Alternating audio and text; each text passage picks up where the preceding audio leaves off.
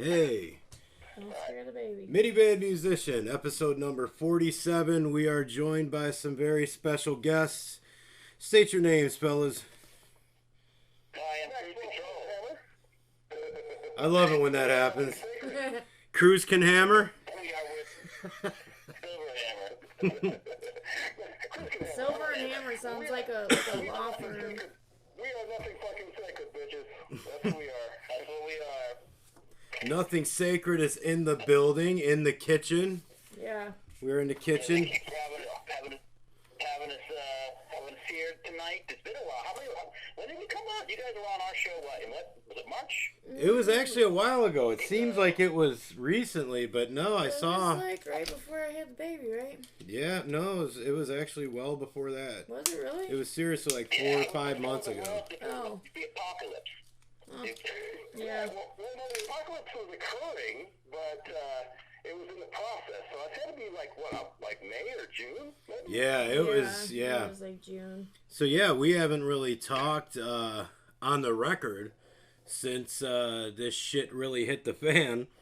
Kind of tying into that, Maxwell, you brought up online an issue with Zuckerberg and all of that, and it kind of just made me think about, because I've experienced this, like I was telling you before we got on air, the fact that maybe through these websites and giving a little bit more and more of our rights just to be able to communicate with each other, it's given us a mindset of it's okay to be controlled. And I think that that's translating into how we're so okay with everything that's going on with these governors and with our... I think it's a part of it. I really do. Mm-hmm.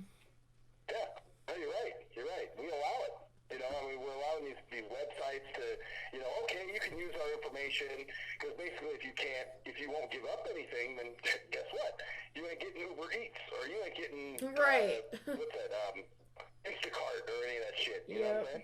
Right. You basically, your whole life is compromised if you don't compromise yourself. I know that we have some legislature that we're going to be bringing up that changes that. I guess Great Britain very early on gives you a choice if you want to give your information up, meaning I believe you get paid if you do. Yeah. If you say no, then they can't use it. Something along those lines. I'm not an expert in international law. Well, I think the big problem, especially with people like us who are trying to find a platform to just get our information out, or even musically with a group that I'm in, that I do a musical performance with, Earthly Music, is that you have to use these social media platforms to get the word out at this point, because that's where everyone else is. Yes, right. you have to. They're forcing you to use these things to control you in that way as well. Yeah, I mean... And that's the thing. Get locked out of your Facebook, you're going, fuck, how am I going to promote nothing sacred? How am I going to promote our shows and our interviews and do networking and all sort of shit? Yeah. So, they really got you by the balls, and, what do you do at that point? Yeah, I was thinking of something that's just kind of along the same lines today when I was fishing. I was thinking about the future of my music projects, and I was just thinking about the fact that distribution used to be a big thing. There used to be a job involved, meaning when a company offered me distribution, they were literally sending trucks out with people and all of these things, and even street teams, all of that. Now, distribution means you allow me to upload it somewhere, meaning you do nothing for me. Yeah. There's literally nothing done for me aside from the shopping cart, which I could have on my own website. But my point is just that I understand that that's a way to streamline things. It's great that we can reach as many people as we can, but it's just another example, I think, of giving up control to where we devalue what we do. I mean, Facebook, all of these social media sites, I've complained about this before. I may have even done it when you guys were on the last time. I don't know. But I complain that they make so much money off of their platform, their ads. We make all the content. Even, Susie down the street that's a single mom that posts stupid videos of her kids doing shit to the cat. That sounded weird, but but she is now a content creator and she gets nothing for this. Yeah. At least on YouTube, she'd get, a millionth of a cent for each time they... Even YouTube, they're implementing where they're thinking about implementing ads on channels that haven't paid for them, like ads on channels that aren't actually. Oh, they already are. Yeah. Yeah, they did it to Restless's channel today, and I was like, ooh, that email I got from them wasn't an idle threat. it was we're gonna do this immediately, you know. But yeah, it just feels like unfair. I don't know, a little too much. It feels like, okay, it's fair that you're gonna get your compensation for providing this for us and all of these things, but it feels like a bit too much. Like we're allowing a stepping over a proverbial line is all I'm saying. It feels like too much. Well, have you ever heard of the boiling frog hypothesis? The boiling frog, it's not really a theory, it's just like a kind of analogy, basically. It's where, like, instead of, like, if you just have a frog swimming in water, and you turn the temperature up slowly, very, very slowly, the frog won't realize that it's boiling alive, because you're turning up that temperature so slowly.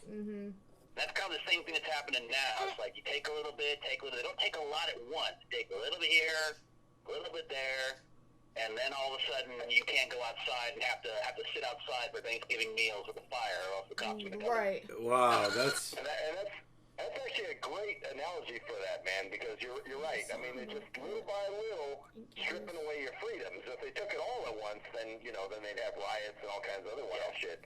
But in this case, it's like just slowly, and you're like, oh, no, we're still free. And, really, then you got the idiot like, the guy that you've heard, Don Verb, the guy on my Facebook the other day that made the wonderful comment about how socialism is great, and my shirt was a propaganda. And, you remember that, the guy you were. I love that shirt. Yeah, I mean, God, it's upsetting to me. It's kind of, I don't know. I don't know exactly what to say about it at this point, because it seems like the only instance where the more intellectual I will get about something, the more... Hello, baby. You got the baby sitting there. Yeah, the baby's chiming Say in. hi, Marissa. She's chiming She can't in. talk yet, obviously. She's only 3.5 months old. But, I was just saying that it just feels like... the more I try to get things across to people, the worse it is. Like, meaning, I don't know how people got into this mind state, but it's kind of like the conversation you and I were having, baby. We were talking about something that came up on a Bill Burr podcast, which is a fucking... Don't ever talk about a Bill Burr a podcast with a significant other. Just don't fucking do it. But it was about cheating and all this stuff, and I was just trying to work through hypothetical situations that other guys would be in and stuff like that. It was clearly a touchy conversation for her. So the more I, intellectualize what I was talking about, and the clearer I made myself, the more angry she was getting, the more she rejected anything I said. Because you're being a hypothetical dickhead. Okay, there we go. Well, he was being a dickhead, not hypothetically. I'm just saying that to be nice. The quote-unquote people, outside of, us, I don't even know what to call them anymore, but the populace, seems like they're in a mindset where they are very, very defensive against any kind of thought. They are just, they're programmed to the point where... even considering talking about something is offensive. I don't know any other way to phrase it, but they're conditioned. You just compared me to that, thanks. But anyway... No, I'm saying, no, but they are... Yeah, but they're not the bad guy, is what I'm trying to say. You guys probably know what I'm trying to say here. Social media is a female, that's what he's trying to say. No, not social media. I'm saying that the people are the female, but just like maybe past experiences she had made her defensive about that, something has drilled into these people's very souls. Yeah. To be defensive in those situations, is what I'm saying. And they're overly fucking sensitive anyway. Well, it's kind of like the Trump derangement syndrome, which, by the way, guys, I think we should have Biden derangement syndrome now. So, like, anybody who's pro-Biden, we should just be like, really... I Biden already does. Yeah, he does, for sure. Well, yeah, did you hear how he broke his foot? Did you guys hear about how he broke his foot? Was it really like petting a dog or something? Or What? He said this. He was naked out of the shower. He tried to grab the tail of his dog. Like, dude. What? Why was the dog by the... What was he's trying... Okay, there's a lot to unpack there, guys. He's trying to grab his dog when he's naked. Doesn't sound right to me at all, for one. Number one, why the fuck is the dog in there? Were they taking a bath together? So he's falling. He tries to grab the tail of his dog, of all things? How does that work? I was naked, and the first thing I reached for was my dog. That's a little bit, that's somewhat suspect. No, because he's broken, guys. He 2 weeks before the election, he introduced his granddaughter as his dead son. Okay, but this. Yeah, he did. No, that's true. Yeah, he did. Yeah. But anyway, I digress.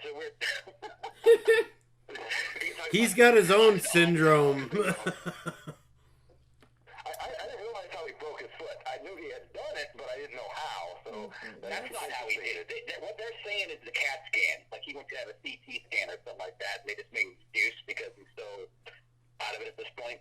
I heard that's the rumor, of course. It's nothing, a whole bunch of rumors. Isn't it more of a dog trust stand? Anybody to actually tell us the fucking truth. So we have to find out. Like that. All this piece and rumor mills and flap. And piece together what we think is the most possible or plausible type thing. And that goes with what you're talking about the sensitivities, that people are in their own echo chambers because they can't deal with anything besides, and this goes on both sides, you know. Like No, it does. Yeah. Like, I'm never listening to you again. It's like, okay, because they're not agreeing with you? Unfriend me now. Well, and I found myself going, well, they're friends. I agree with them. Oh no, they're this. I don't agree with what they're saying. So fuck it. I'm gonna turn them off completely. Yeah. I'll admit I'm a little guilty of it. I'll usually kind of give them a chance to give their side of things, their argument. If their argument is just completely based on nothing, I mean, if they have no argument, then yeah, I might get rid of them off of my friends list or whatever because I just feel like they're brain dead. Like seriously, I don't want brain dead people on my feed. Like, and honestly, at that point, I'm probably already thinking they're fucking brain dead anyway, and thinking about getting rid of them regardless. Or they're fucking dick lickers that can't make up their damn mind, and they have to appease both sides, and they can't stand for anything. Oh, those people are the worst. So, we talked about the cowards in the center before. Yeah. I don't even mean just politically, but I mean the people, and you guys probably have some of these people on your feeds.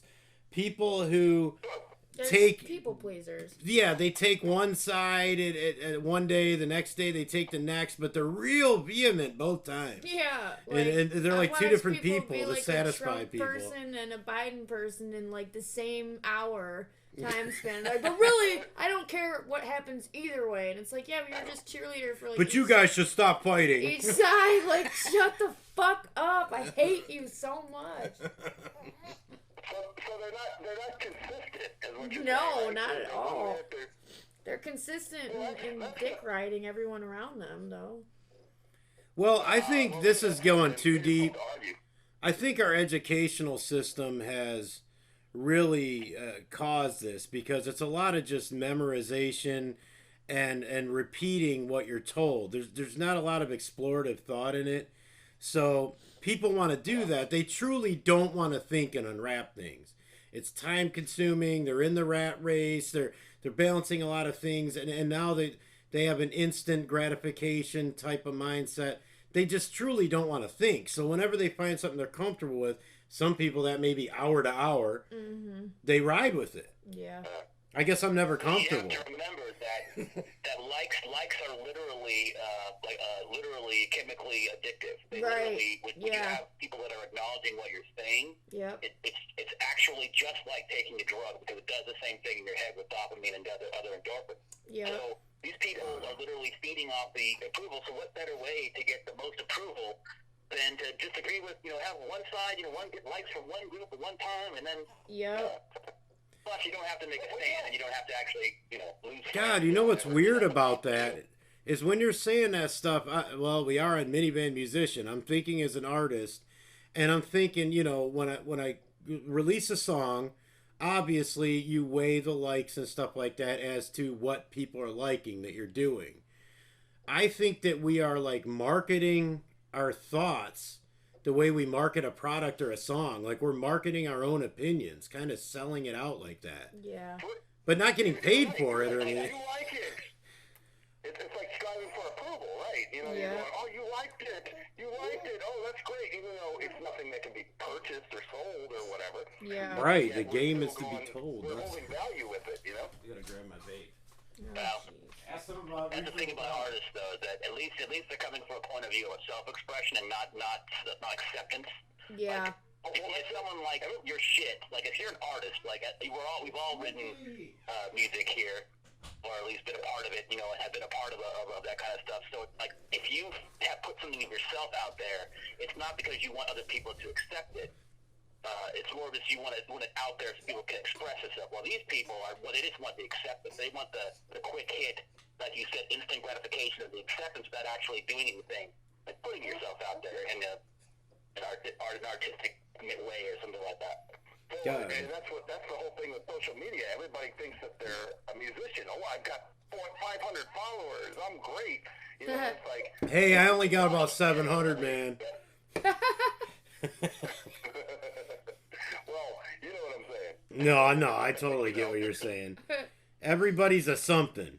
Yeah. You know, even somebody who has not a single client is a business. Well, it's someone that posts a flyer for a company and they're like, I'm a promoter for this group of people. It's like, no, you're not. Did you get paid for that? I did. Did you?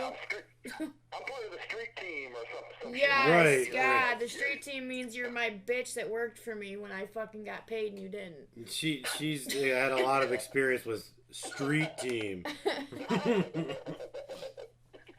Well, and I know artists.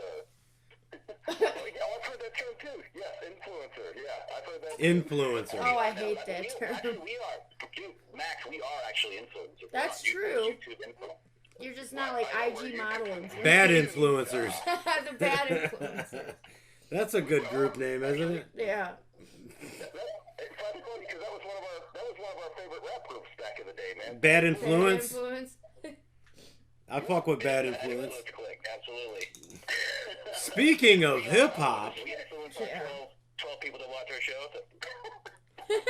So, you know, it's up to 19 now, man. Get it right. you know what's crazy about that though, guys? People like it. Call me a harbinger of positivity, but you know, I used to get down where I'd see just complete fucking dummies that weren't talking about nothing, getting 500-600 views like as soon as they drop a video, and I'm like, damn, dude, I'm doing all this hard work and I'm only getting 20-30 views. But man, you start looking at the amount of time that people stayed on the video, and even if you don't get a lot of interaction, it's like, wait a minute, dude. I had, and I know this is like thinking old school, but I had 20 people sit down and listen to me talk about essentially whatever the fuck I wanted, dumb shit, for an extended period of time. And I mean, it's actually kind of humbling when you put it in that perspective. Like, oh, I got 20 people that come to my house, sit there for fucking 20 minutes and listen to me rant about something. Right. Especially when, like you said, everyone is some sort of content creator. And meanwhile, a bunch of those people took time to listen to me. Probably to steal from me, but still listen to me. Right. Well, and hey, that's cool because you know it's like you figure, well, I'm just because you know you're not like you don't have a big label pushing you, you don't have all that stuff going behind you. So yeah, the fact that 30 people came to listen to your shit, you know, Right. even if they hated it, at least they were like, hey, the curiosity, Yeah. triggered them. Right, you kept their attention maybe, and you know, like, yeah, we want to grow this thing. Like, I remember at the beginning of this, Maxwell was like, oh, you guys are serious about this. When I was like, yeah, we're trying to grow it this way and do it kind of like a brand and stuff. And yeah, like, we'd like to do that, but I mean, it's not like some must that we're pressing for. Like, we don't, you know, we're just going to have fun with it. Hopefully, just like with the music thing, man. Like, if it leads that way, cool. I'm happy with having 20, 30, 40, 50, like, really, you know, dedicated fans who give a shit about what I'm talking about. And to be honest, it's a lot easier to please those people than to worry about a million fucking people and what they want or don't want or what input they have. To be honest, that might be kind of annoying. Like that might be difficult. Yeah. Yeah, you never know. Like that fame stuff is crazy. Like you got, you know, and you never really know how it affects you because it seems to affect everyone that gets famous. It doesn't seem to.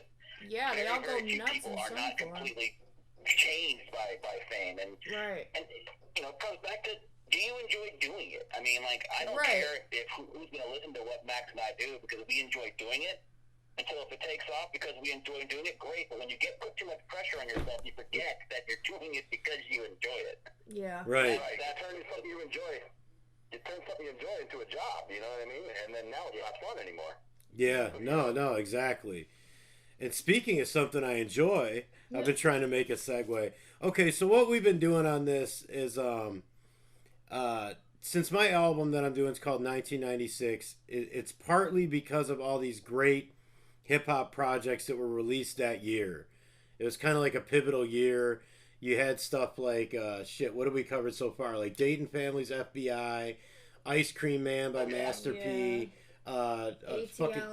ATLians, Me Against the World, or I'm sorry, All Eyes on Me, the Machiavelli joint. I can just go on and on. It's crazy the amount of great stuff in all different kind of subgenres.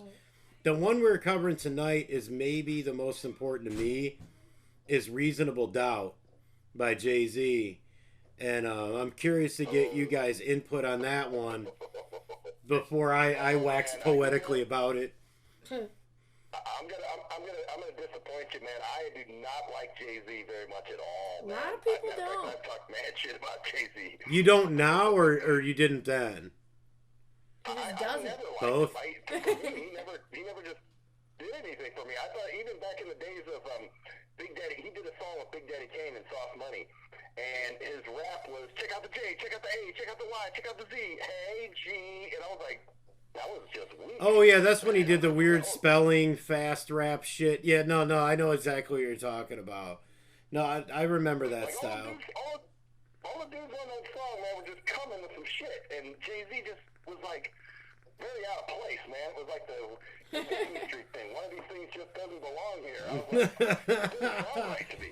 See, I could take it. I didn't like Jay-Z for a long time, actually. I was like, he's like whatever, And tell the people who and, put you on to the great works that it's like of I didn't Mr. really Sean Carter. realize that he had made quite a lot of stuff that I actually did like when I started like listening to it like a year ago when he was like, yeah, you know, listen to this or this or this. I'm like, oh yeah, that is all Jay-Z, isn't it? I actually do like that. He's kind of a study in somebody's created He's persona. still not one of my favorites, but ruining. he is good. You know, a lot of people, like he said in one of his songs, like, you know, everyone thought he was about like bling bling flossy shit, like do you fools listen to music or do you just skip through it, blah blah blah. Like I had that, like my whole thing with well, like Cruz. What did you think of Reasonable Doubt, if anything? Now, I don't really listen to a lot of Jay-Z for similar reasons because I kind of never really liked a lot of popular rap. I'm more of a alternative person, you know. I'm like more into like alternative bands from that time. I didn't really listen to a lot. Matter of fact, a lot of the stuff that I got was because I would listen to music with Max. We talk about stuff. But what I will say is, it's just another. We were talking about this on our show the other day about how you go back to artists that you've listened to in the past that you did not like when you were younger, because maybe there was just so much other music that you were into at that time. Or maybe because music today sucks so badly in a lot of ways. Right, so you go back. Yeah. You go digging. You go back. So maybe a good thing to try actually is to actually go listen to that Reasonable Doubt now and see how it sounds compared to stuff that you might not. Just think about it, Max. Think about how much. Do you think, this is an interesting question for everybody actually, do you think considering the state of music today that your standards have kind of like dropped in terms of what you kind of think is best Oh God. Oh yeah. in a certain genre? Yeah, because you're right. I pulled something out that I didn't like back in the day and go, hey, this actually is kind of good. It's actually And not I that was, bad. watching Fat Joe. Well, who was it? It was Fat Joe on Unsung. and they were playing some of his music, some of his older stuff. I was like, damn. Oh, his early shit's actually great. Yeah. It really is. Yeah. Let me plug this thing in. So maybe Cruise Control's right. Maybe I should go back and see if I could check out Reasonable Doubt now and what I would think of it. I just know over the years, Jay-Z has just never grabbed me. I mean, even back in the golden era, you know, I was still like, oh man, this dude's whack. Yeah, I wasn't sold for a long time. I think the best thing he did was on Big L's album. You know, on what was it, Poor and Dangerous? Or Poor and Infamous, Lifestyles of the Poor and Infamous? Was it Poor and Infamous? That was the album. I think so. There was a posse cut on there that was dope. I remember it. Daddy IU and a few other. So, but yeah, that was his verse on that was probably the best verse that I heard him do. The rest of his stuff, I'm just like, But maybe that might be my homework to go back and check out Jay-Z's old album. But here, let me tell you, Cruise Control was talking about, you know, and I told you this about All Eyes on Me. You know, he had to force me to listen to it because I wasn't a Tupac fan back then. He was like, no, man, you got to check this out. And finally he cornered me and got me to listen to it. And I was like, oh, fuck, this is actually dope. Yeah. Yeah. Well, I'll tell you this about Reasonable Doubt. Yeah, probably one of the only rap albums I actually bought before Mac bought the rap album. He's the only one that goes, hey, you gotta check this, you know, out, like K-Reno or something like that, or anything else, you know, usually. Even back then with Bad Influence and you know, and E40 and other bands like that. Yeah, Ant Banks, that kind of stuff. Oh, yeah, Ant Banks, shit. Well, I will say about Reasonable Doubt, I want to say, yes, I'm giving you a homework assignment. Go back and check it out. What I'm going to say about it is similar partly of what you guys said. When that album dropped, I slept on it until about year 2000, 2001. And I know some of my actual fans and other hip-hop cats that might tune in are like, what? 5 years later? It's considered, you know, one of the... And it really is, by even the hardest underground hip-hop heads, it's considered a top 5 hip-hop album ever for a reason. I slept on it completely. All I'd heard is the song with him and Foxy on the radio. I didn't like it, and maybe this will put it in a context that especially Maxwell was listening to hip-hop more at the time. The context is kind of, during that year, or during that time, I'm betting that you were kind of like me, and what you listened to would be considered almost more extreme, for lack of a better word, hip-hop, meaning I was listening to Spice One that was like shoot 'em up, or Pac, who was like this... Oh, go ahead. That was the first example I thought of, was 1996, Spice One. You know, like when you hear that, it's like you're totally, you know, desensitized. You know, you're going, oh, okay. Right. What else can you do? You know? Well, yeah, you had Spice One. You were maybe listening to Wu-Tang, which was as grimy and all of that as you can get. You had Bone Thugs, who were like super overproduced, but had this whole different flow thing going. You had Mobb Deep, who was, you know, with the grimy shit. You know, so in other words, it was kind of like being in an era where you listened to Metallica, Motley Crue, Jimi Hendrix. Whereas Jay-Z, and I know this is a completely different time frame and it's a big statement, but Jay was kind of like the Beatles to me. Where the other stuff grabbed me and pulled me in because it was intense, it was extreme, it was whatever. Whether it's East Coast or West Coast, they were both coming with really competitively extreme shit. He was kind of doing really high quality stuff that wasn't, like you said, grabbing you, wasn't like glitzy, wasn't jumping out or yelling in your face like a DMX or somebody would, or, you know, so it was kind of like, fuck that guy. Because of that. Because to me it was like, he's not East Coast because he's not super grimy, Mobb Deep, Wu-Tang, not super lyrical, Chino XL. He's not West Coast overdose smooth Ant Banks beats, you know, or like that. But a few years later, I heard some of his more commercial shit. I heard the B-side to The City Is Mine, which was 1,000,001 Questions. And I was like, okay, this guy's got a serious swagger to him. He's got a good wordplay. I'm going to check out that shit that the OG homeboys have been telling me to check out for years. And I'm like, man, fuck that guy. He was goofy looking, to me, he came off like he Still wasn't is. street enough. Like He's he goofier looking now. yeah, goofy as fuck looking, gumpy and shit. You know, he didn't have a voice that stood out to me. Like I said, he wasn't extreme. But I went back and listened to Reasonable Doubt, and guys, holy shit. I'm an MC who basically holds myself up as nobody can fuck with me. I have like almost like a Jordan or Kobe mindset on the mic and shit like that. This dude's album humbled the fuck out of me during like my battle times. It was like inadvertently a concept album, meaning it was a life of a hustler, but it was more through the hustler's eyes where he's taking you into the situations. It wasn't so much like written in a way to brag about it or tell the bad. It was more like you were there and you're walking through. The beats were too smooth for me way back in the day, but once I actually started listening, he kind of painted a landscape, or it was almost like a great movie director where he's laid back, he's got this flow like you've never heard before, and the wordplay and thought processes and the way he gets it across to the layman maybe who knows nothing about the street or about the hustle is just totally kind of understanding, sympathizing, loving, hating, all of that. And I always do say this, and I love a lot of his later work. Nobody's lived up to what was groundbreaking to me about Reasonable Doubt, not even Jay-Z. I don't think he's ever lived up to that album. But I will say later on, you guys might have missed it, but he does have his moments where he shows his ass, so to speak, lyrically. If you listen to The Watcher 2, he outshines Rakim, and you kind of don't get better than that. What? Yeah, he does. That's a pretty bold statement. I was just gonna He say does. that. That's a bold statement. He does. I'm absolutely sure about it. That's one of those things when, you know, you kind of can't deny it once you hear the song.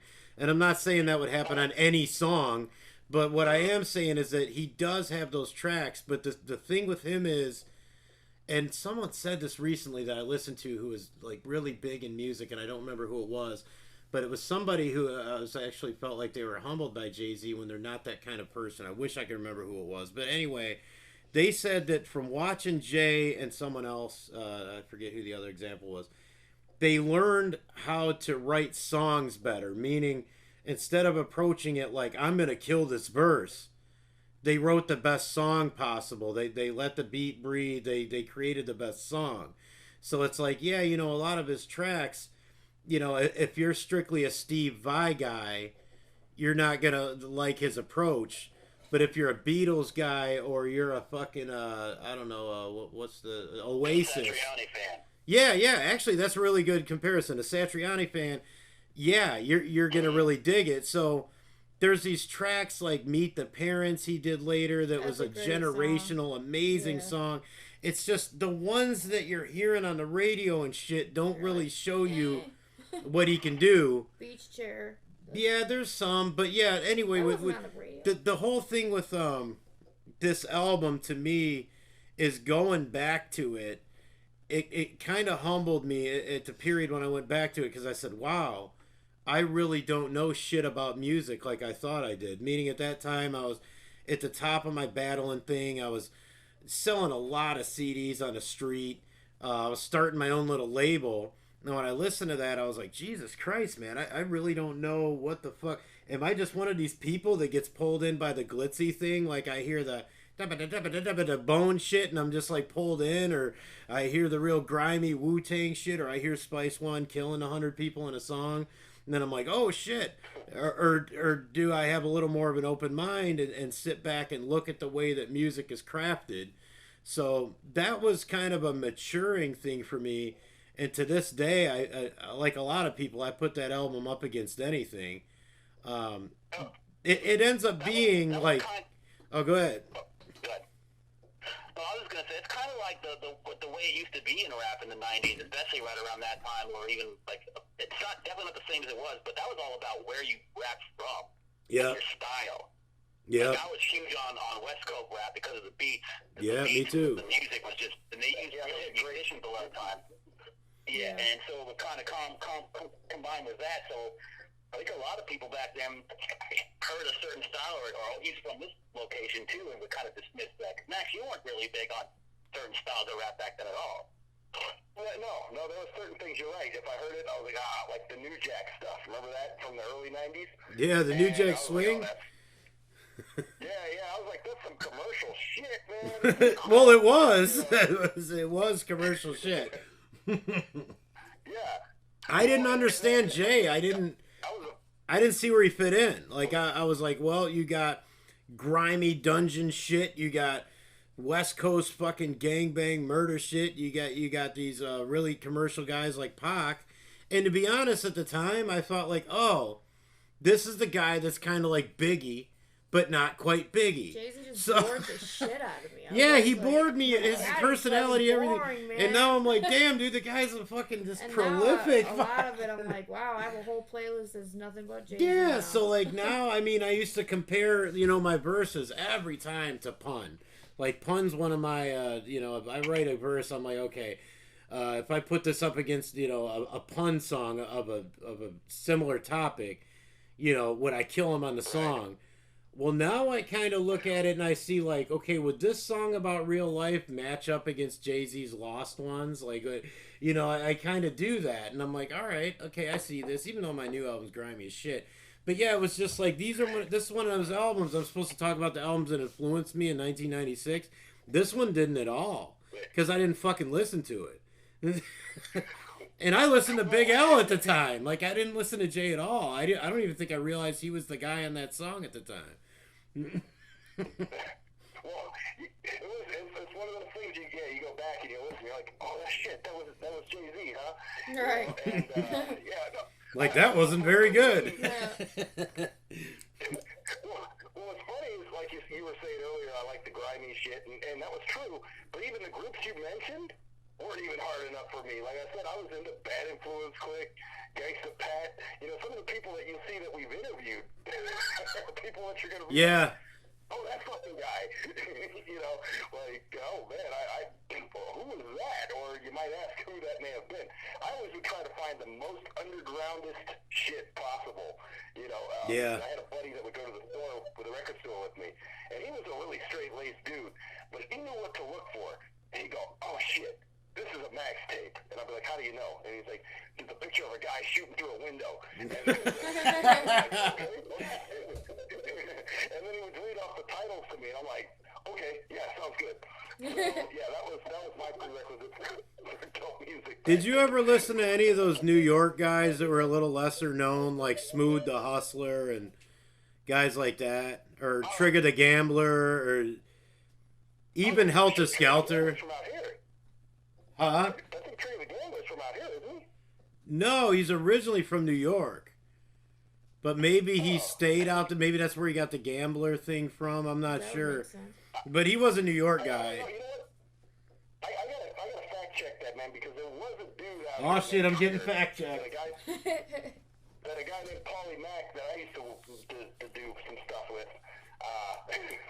Cruise Control remembers Paulie Mac. He was the guy that he was working with, and I just, when I heard the name Trigger, right away, that's the guy I think of. So I don't know if that's... Maybe I'm wrong and he just worked with those New York guys. Maybe that's possible. Did you guys ever fuck with Dayton Family back then? Oh, dude, I love the fuck out of Dayton Family. Now, that was extreme music. We talked about that about 4 weeks ago. That was some murderous shit.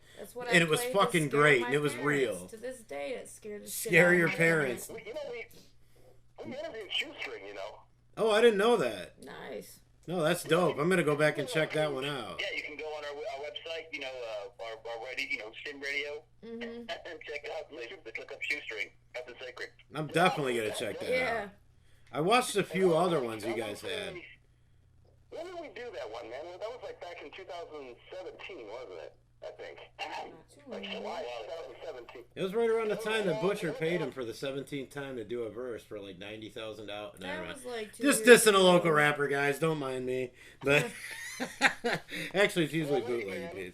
Yeah. You could maybe see Shoestring seems to be the more humble guy in the group. You know what I mean? Because we tried to interview Bootleg before, and he's kind of slipped through the cracks on us a few times. But Shoestring, if you pay him enough, he came on, he was cool. Yeah, Bootleg. A lot of people pay him good money for appearances around here and for verses.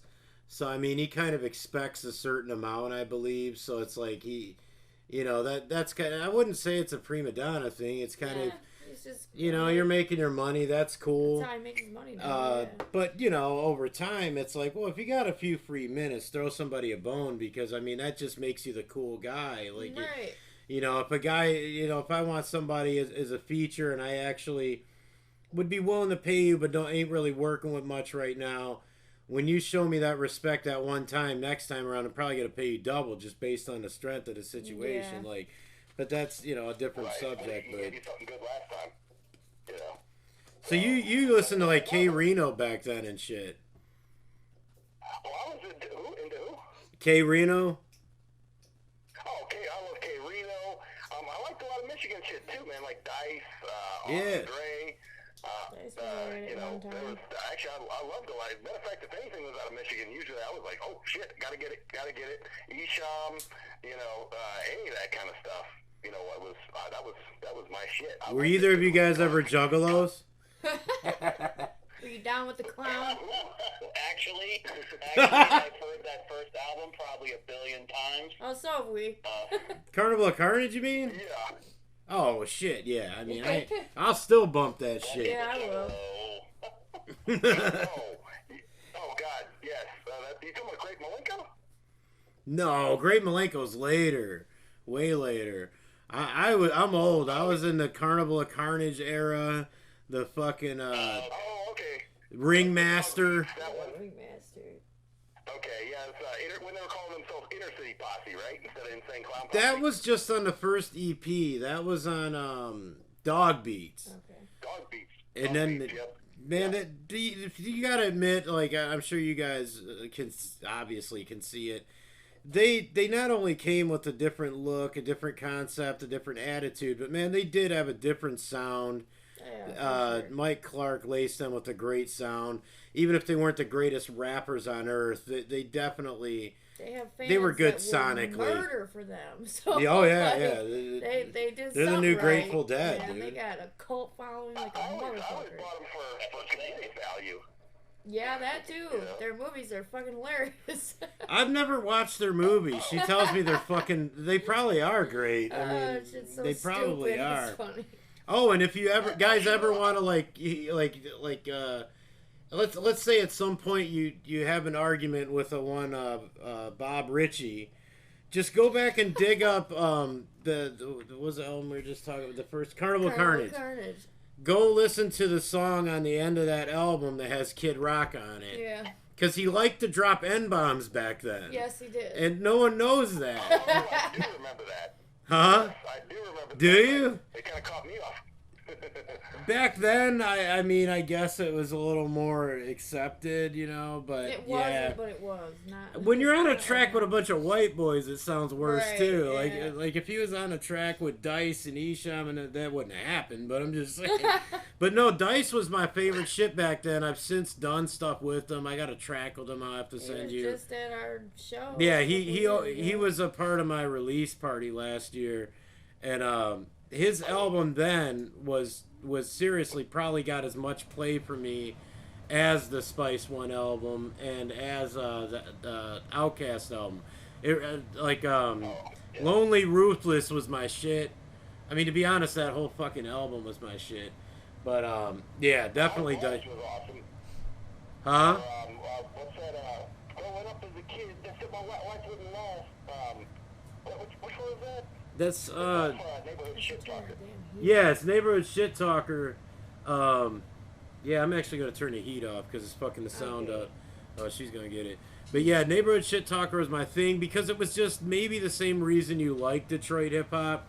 And shit, even the Clowns, like there was a certain darkness, a certain griminess. If you're looking for underground, that's basically all we had. I mean, Yeah. Dead Flowers, Isham started showing some of that strip club, you know, making it rain type shit. But it was still crack house grimy, man. Like, even Eminem when he came out was, you know, on some basically wicked shit just as a backpacker. I mean, you know, a little bent in the head. That's just what we are here, I guess. he was lyrical, though. He was lyrical with the wicked shit, so it made it even... Oh, yeah, no doubt. God damn. That's what I mean, like, when I say backpacker, it's not an insult, you know, because I was kind of a backpacker. But yeah, the other thing I want to do hip-hop wise, I don't know if you've really checked it out, but we do that Flow Face-Off thing. We're down to like 20 MCs. The tail of the tape does show, you know, most of the guys you'd expect to be most prolific in the contest have gotten the furthest. And I want to eliminate some of these guys tonight. So we've got like I guess I'm not supposed to read off who we got. But I don't know, you guys willing to rate some lyrics? Yeah, I'm down. We're going to rate some lyrics, so we're going to listen to some lyrics and then rate them as what we think are the best. Yeah, basically I just read off a few bars from each guy without telling you who it is. Unless you know the song by heart, you're not going to know who Yeah, I try to pick bars that, you know, and we've fit a lot of guys who weren't quite bigger names into this thing. Like, we had guys like Ill Bill was in there. Yeah. You know, Brother Ali was in there, you know. But yeah, we're down to like 18. If we recognize the artist, are we supposed to say who it is? Or are we No, don't say who it is. No. Usually she rates them. I don't give any rating. I just read the shit. She rates them. That's why it's funny that she can be so hateful sometimes. Well, I recognize a lot of them, but a lot of them I don't, too. Yeah, and so like, oh shit, that's so-and-so. Damn, I feel like a dick. So it's just a scale of 1 to 5, what you thought of the lyrics. Like, don't rate the flow too much because I'm reading this. Sometimes I fuck it up, you know. But all right, fuck it. Let's get into it. Hopefully this is fun. All right. That's when my heart turned cold. I'm a product of the block. We used to cook the product in the pot. Add soda, turn the product into rock. It's in my DNA. You see, it started with my pops. In his heyday, he probably put your father in a box. In my heyday, I probably put the product in my sock. Ain't no vacay. The props become a problem when it's hot. Oh, they don't know the rating system either. 1 to 5. 1 to 5. 5 is the highest. Okay. Dude, I put that maybe as a 3. Ooh. Alright. You got high standards. I'd say now between 1 and 5, I'd say about probably between 3.5 to 4. I mean, probably. I'd say. Let's say. Can you do a 3.5 or no? Yeah. Go ahead. Yeah. You do whatever the fuck you want. Okay. Honestly, you can do a -7 if you. I give it about a 3.5. What do you got, baby? I think he was kind of. I think the rapper was a little lazy lyrically. Personally, that's how I saw it. I get what you're saying. I do get what you're saying. No, I'd say probably about a 3 too. Oh wow. Yeah. God, man, you guys, like, I'm only sending you my best tracks. Like, I'm not even gonna let you hear the whole album. Hey, we're tough critics, man. What can I say? No, that's good. That's good. Oh, okay, so here's the verse going against that one. Hey, yo, tuna fish sandwiches, bread dry and stinking. Black Lincoln, burgundy Mac, I clap a kingpin. Caught me in the airport, dusted that I was thinking on how to stay rich and get bills with my acquaintances. Yeah, money is an issue, I diss you. It's no problem at all, yo, the bunch on the pistol. Cause I'm a suitcase king. Cooling at the gambling spot with a screw-faced grin. Oh, dude. That I give that a 4. I thought that was actually pretty lyrical. Okay.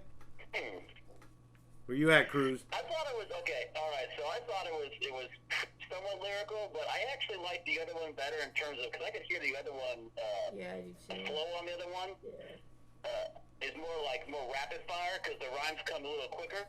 Yeah. I want to give that one a 3, so the other one's going to edge out that one. Okay. Or is that on a 2.5? 2.5? Yeah. Woo! Well, because it's got to be lower than my last one. And I Okay, like so you like the one other verse better.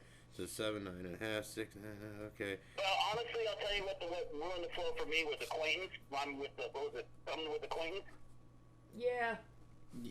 Yeah, it didn't rhyme totally. Well, that kind of broke it. Well, the other one didn't have a broken flow at all. That makes sense. Because the first line was something with... So you guys got great input on this because, number one, the person in this first one, to me, and probably to a lot of people, is kind of a master with his flow, with the way that he says things. So he can kind of get away with lyrics maybe not being the greatest, but I also like the way that you guys kind of thought that verse number 2 is more lyrical, because technically the structure of the first one and all of that, most people would call that more lyrical, but the kind of imagination in the second one, that kind of lyrical is kind of what impresses me. But technically, between everybody, the first verse wins. And that one was Method Man versus Raekwon. So you guys got Meth winning. But now you can probably hear the flow with the Method Man shit. Well, yeah, well, you know what? But I like what he was saying better. Like, I'm the Suitcase King in the gambling spot with a screw-face grin. Oh, you caught that, yeah. Yeah. Oh, that was pretty lyrical. A little more creative, yeah. Yeah. That's what I mean. Lyrical doesn't always mean like best rhyming syllables or longest words. Right. It's like more creative, I guess you'd say. No, and I liked how he went. He talked about the crack rock, and then talked about it, like he ends up in his socks. So it depends on how you deliver it. So I do like Method Man. That works for me. Yeah. I mean, they're both great.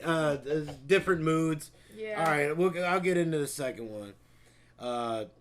I've been seeing crack rock since the age of 13. Out the same crack spot to the same damn dope fiends. Burnt up glass in the coke screens. You know that balled up cash where that dough cream. Hit the block before the birds start chirping. Scope the set before I serve one person. In between cars, never out in the open. I don't trust vans and I hate black Suburbans. You know, I like that one. Yeah, I think that one was like for me, like a 4.5 because I like the imagery that he was given in the song. Yeah, good call on that. I see that too. I'm gonna say about 4 because I like I like the way he spaced the rhyme out, because he said person, then he kind of drifted off from that rhyme and came back with suburban, because you think he's gonna rhyme with the one right before, but he actually rhymes with person. Wow, you guys catch all of this shit.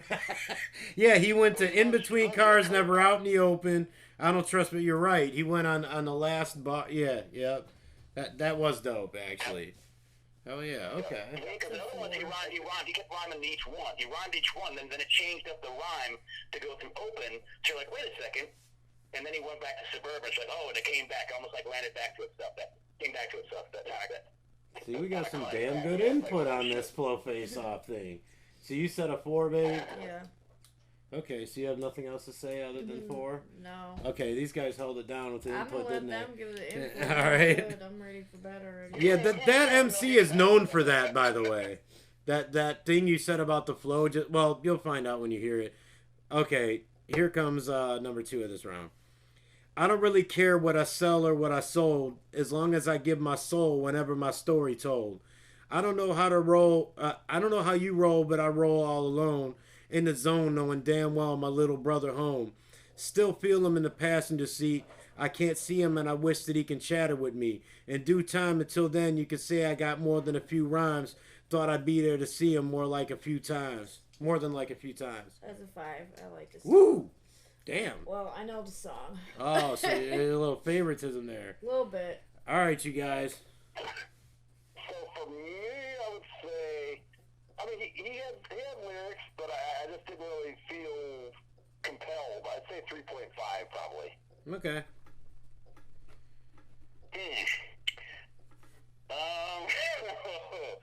Because I like the second one too, because it's very straightforward. Like there's not it's kind of more straightforward. But I thought the rhyme flow on the first one was a little bit better. Oh man, I can't do a tie though. That's a cop out. So I got to choose one here. I got to go with the first one. Okay.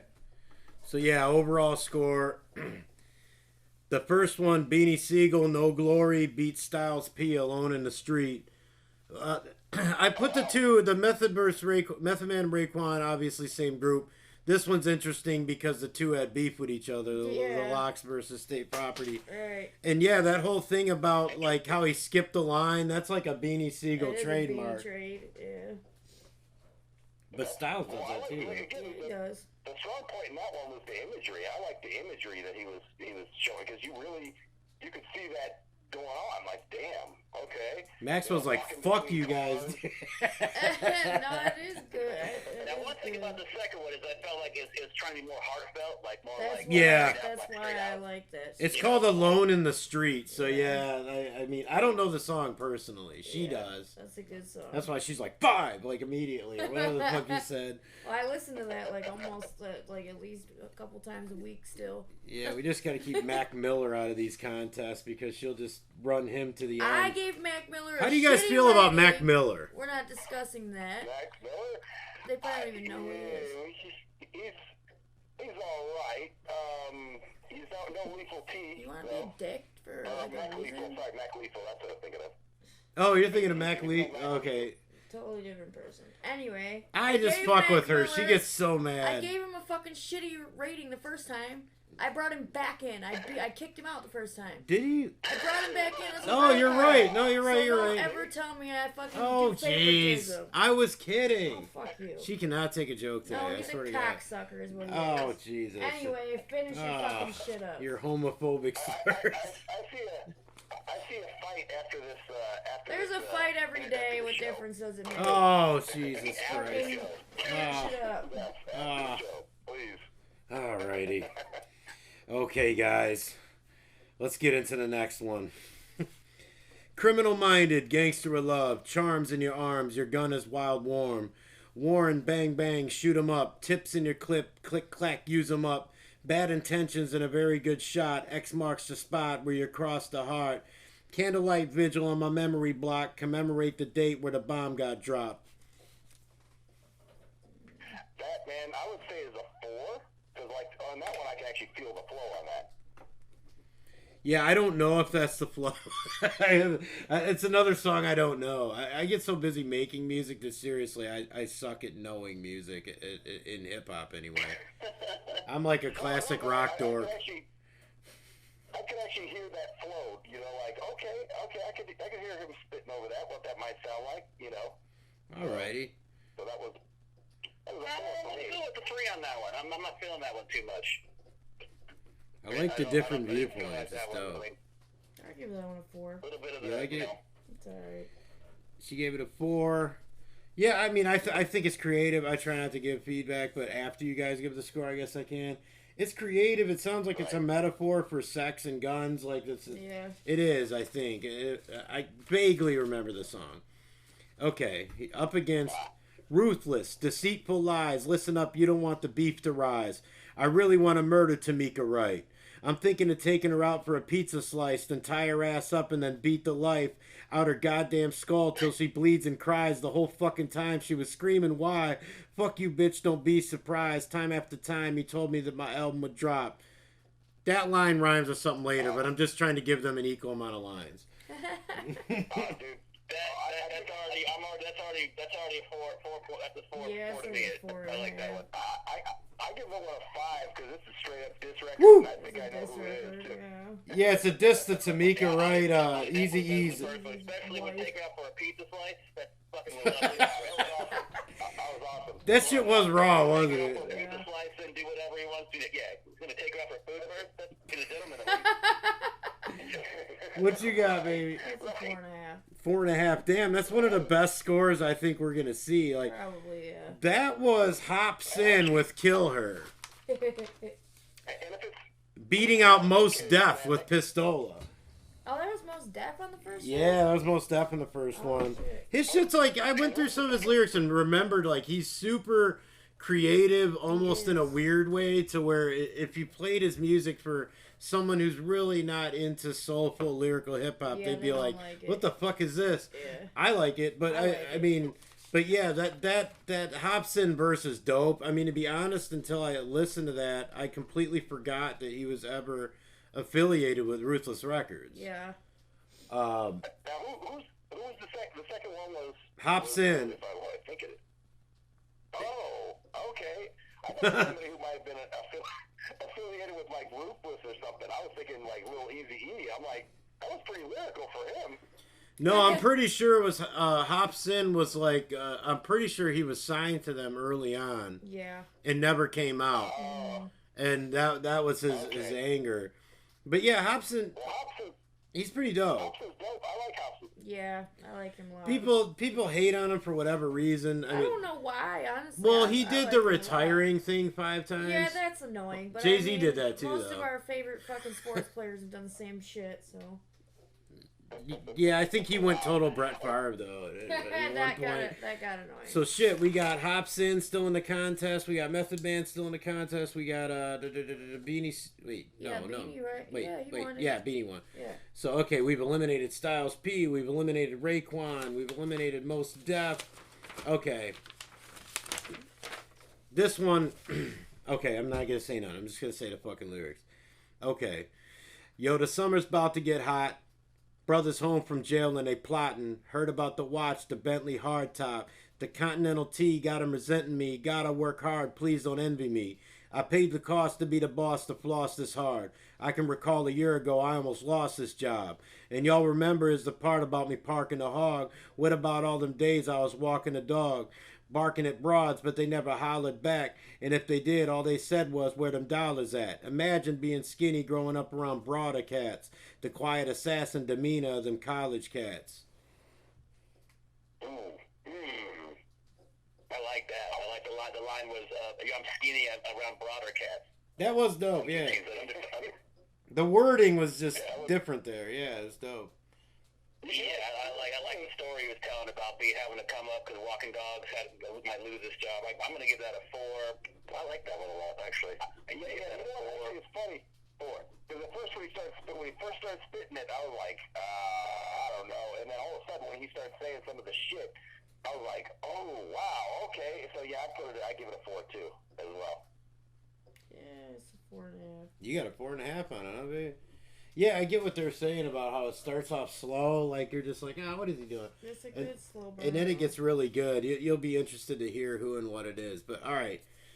Right. Going up against that. The cost to be the boss is very, very cliche, you know. Yeah. Yeah. Yeah. That's true. But it did like kind of fit what he was talking about, I guess. Here we go. We pull up, jumping out them B12 engines, detail kitted. Females with us, the hoes driving like it ain't no seatbelts in it. The block look like it got seashells in it. The beam on the SIG flashing like it got an unread email in it. They try their best to stop us, we still winning. I run the shit in my Versace, chain reactions till my feet swell in them. Gold digger, deep pussy, I parked the CL in it. Never pay for pussy, just pay for meals just to be fair with her.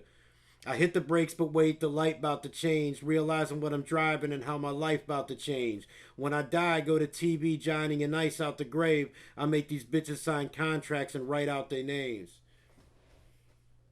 I'm not feeling it. Yeah, I like the first one better. Yeah, I'm not feeling that. It's the same old shit. Yeah, you're on your Versace and you gotta, right, yeah, okay, awesome. But, I mean, the lyrics are okay too, but he also says with it like 8 times, I think, in the middle of that shit. And, rhyme with it, which is okay. You know? In it, with it, yeah. But I've heard that before, but the first one, he's talking about being the boss's first, then he talks about how he had to drag himself through shit to get to where he was. Yep, true that, yeah. Right, the first one. So I'm going to give that one a 3. 2, I'm going to give that one a 2. I don't like that one. Woo! I'm being too generous, a 2. What you say, man? I'll say it's a 3. I got Clay Davis in the building. Are you guys familiar with The Wire? Oh, the show. I never watched it, but I know some people that like it, I think. It's on Hulu right Okay, now. I'll have to link you to the reference. Because this one here, I have to hit it with this MC's detractors. I got to hit him with the... So we got Jay-Z defeating Benny the Butcher of Griselda. The first verse was Jay-Z, Come and Get Me, which is just a little interlude on his worst album. That's actually, I picked the weakest Jay-Z verse I can find. Oh, 2 Jay-Z haters, but I like Benny though. I'm surprised. We're talking about Jay-Z and we pick it. And here's what the interesting thing about it is. The Benny the Butcher song is actually called 97 Hove. Like, it's like, I'm Hove in 97. And I'm disappointed. I guess he can't be Hope in 97. I'm disappointed in Benny because well, that was Hope in like 2001. I love Benny the Butcher, but that sucked. I'm disappointed by it too. I'm like, fuck, okay, because you know, here it was. Well, you know what? That's just a sign that I do need to go back and check out. Yeah, see, we didn't plan this. Nobody will think we planned it because I could tell you were heartfelt about. No, man, I don't fuck with Jay-Z. This one here is gonna be interesting. So I should just pull out a fork right now and just eat my words, right? Right. I mean, to be honest though, like I feel like an asshole even backing dude so much because it's not like he needs more support or more confidence or He's more kind money. Of a fucking douchebag, so there's He is kind of a piece of shit as a person. Well, I can't say that. I don't know. I don't know him. I just feel like but he comes off he's kind into of some douchebaggy. satanic-y shit. Yeah. I don't know. But anyway. Well, it's funny because I even made a comment years ago, and somebody asked me, "Well, what if you had the chance to interview Jay-Z? You would do it?" And I said, fuck him. He gets too much shine. He doesn't need me. He can go on right? play Yeah. or something like He wouldn't answer the questions you'd ask either. He would. Yeah. You guys would hit him with questions where he'd be like, "Oh no, I'm out of here, man." Yeah. Or he tell us what to say prior to. No question. Yeah, I that's what I do. I hit people with the uncomfortable questions all the time. That's the best radio. 1995, when you stole that girl, the bitch that you raped. The bitch that you raped is high on the best shape. What was with this at the time? Oh God. Whoa. How old was Foxy Brown when you were banging her and then bringing her up God, as an artist? You would say that. I mean, I would. I mean, Yeah, fuck. that's a rough one. All right, this is the last round, and then we'll get into something more serious before we gotta go and stuff. You know, you guys might hate me for doing this flow face off, me read you lyrics bullshit, bedtime story shit I'm doing, but here we go.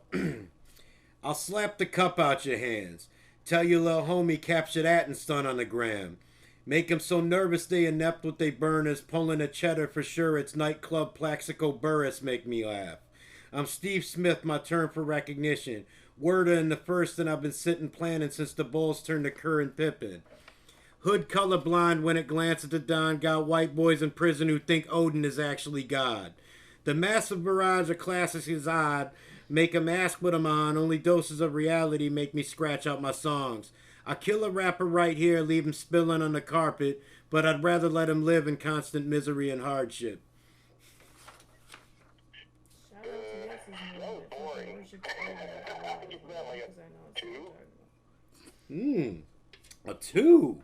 I thought it was boring. I was just kind of more of the same shit. I think.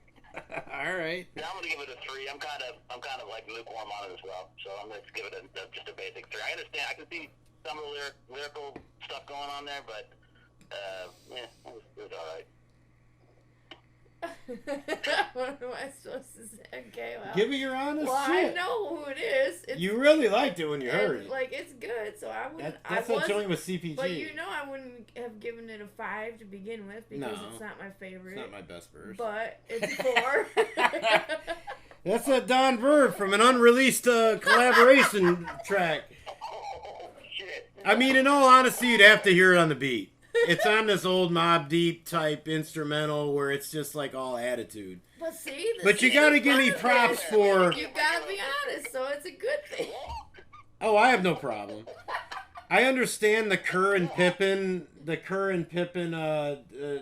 probably sounded played out, same old shit. Yeah. But to be honest, what's funny about that is I was trying to get away from the Jordan thing. So I said I've been sitting planning since the Bulls turned to Kerr and Pippen.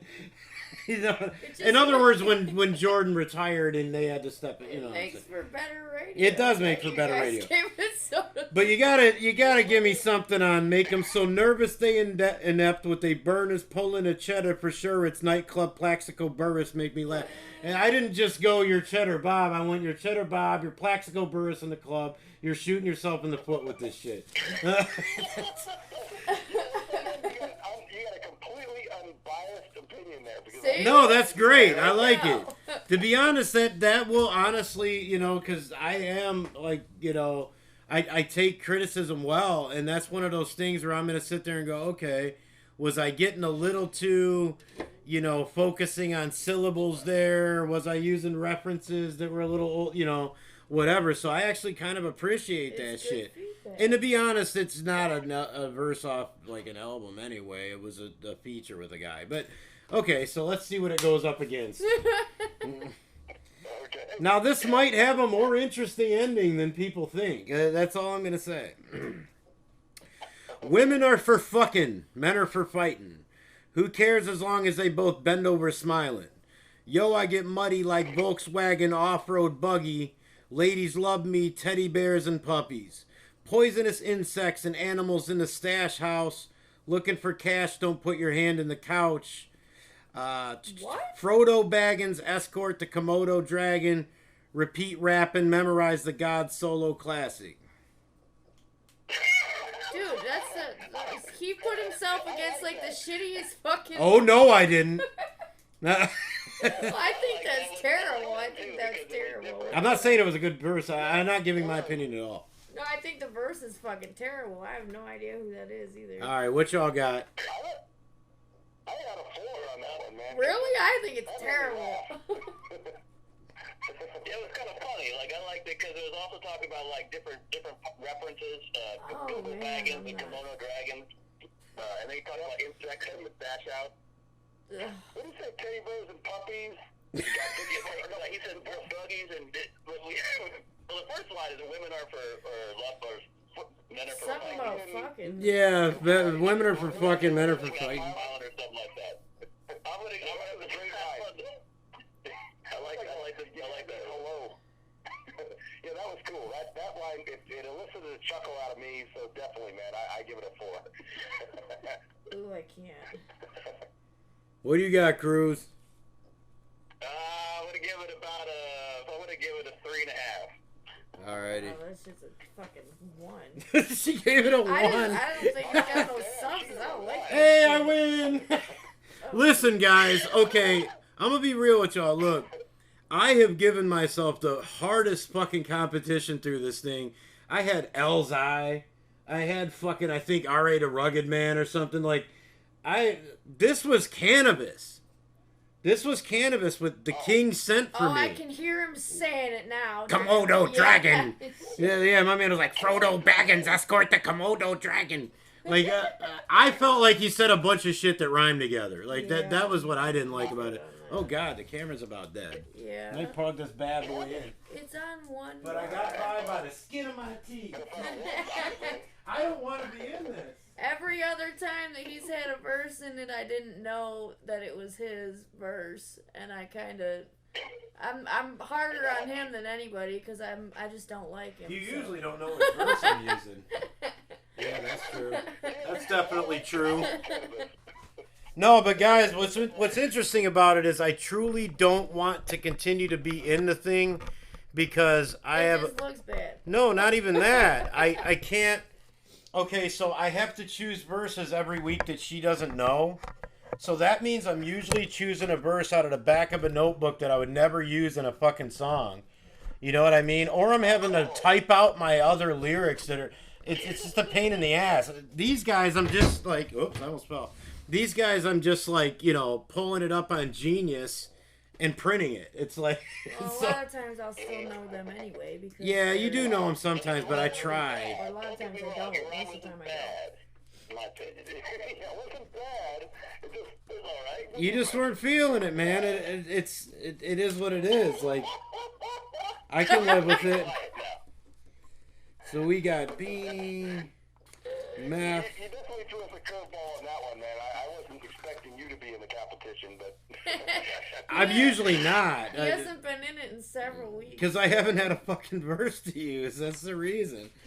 But no, I mean, I don't mind when I have like an off week and stuff because Jay-Z, I had to use my wild card to bring him back into the contest. Yeah, I kicked him and out. he got beat by... It was someone stupid. Somebody like way lesser. Yeah. I mean, at the beginning of this, you guys would have liked it a lot. We had like Lil Pump in here. Oh, we had like little fucking like Yachty. We had little everybody. Yeah, little everyone was in here at one point. We had Who was the other one? I And had then- Lil Uzi Vert was in it. I think like Lil Peep's lyrics actually beat somebody out. Oh yeah, It was no, like- Peep didn't win, but Peep went head to head. Wait, no, Yeah. NBA YoungBoy went head to head with Tupac, where he remade his song and almost I was won. actually Yeah, impressed, and I fucking was Peep. sad that I was impressed, but I was. Peep went against somebody really good and damn near won, like almost a tie. I can't. Like it was like a stand that kid. 3.5 versus a 4. But some of his lyrics But it are was terrible.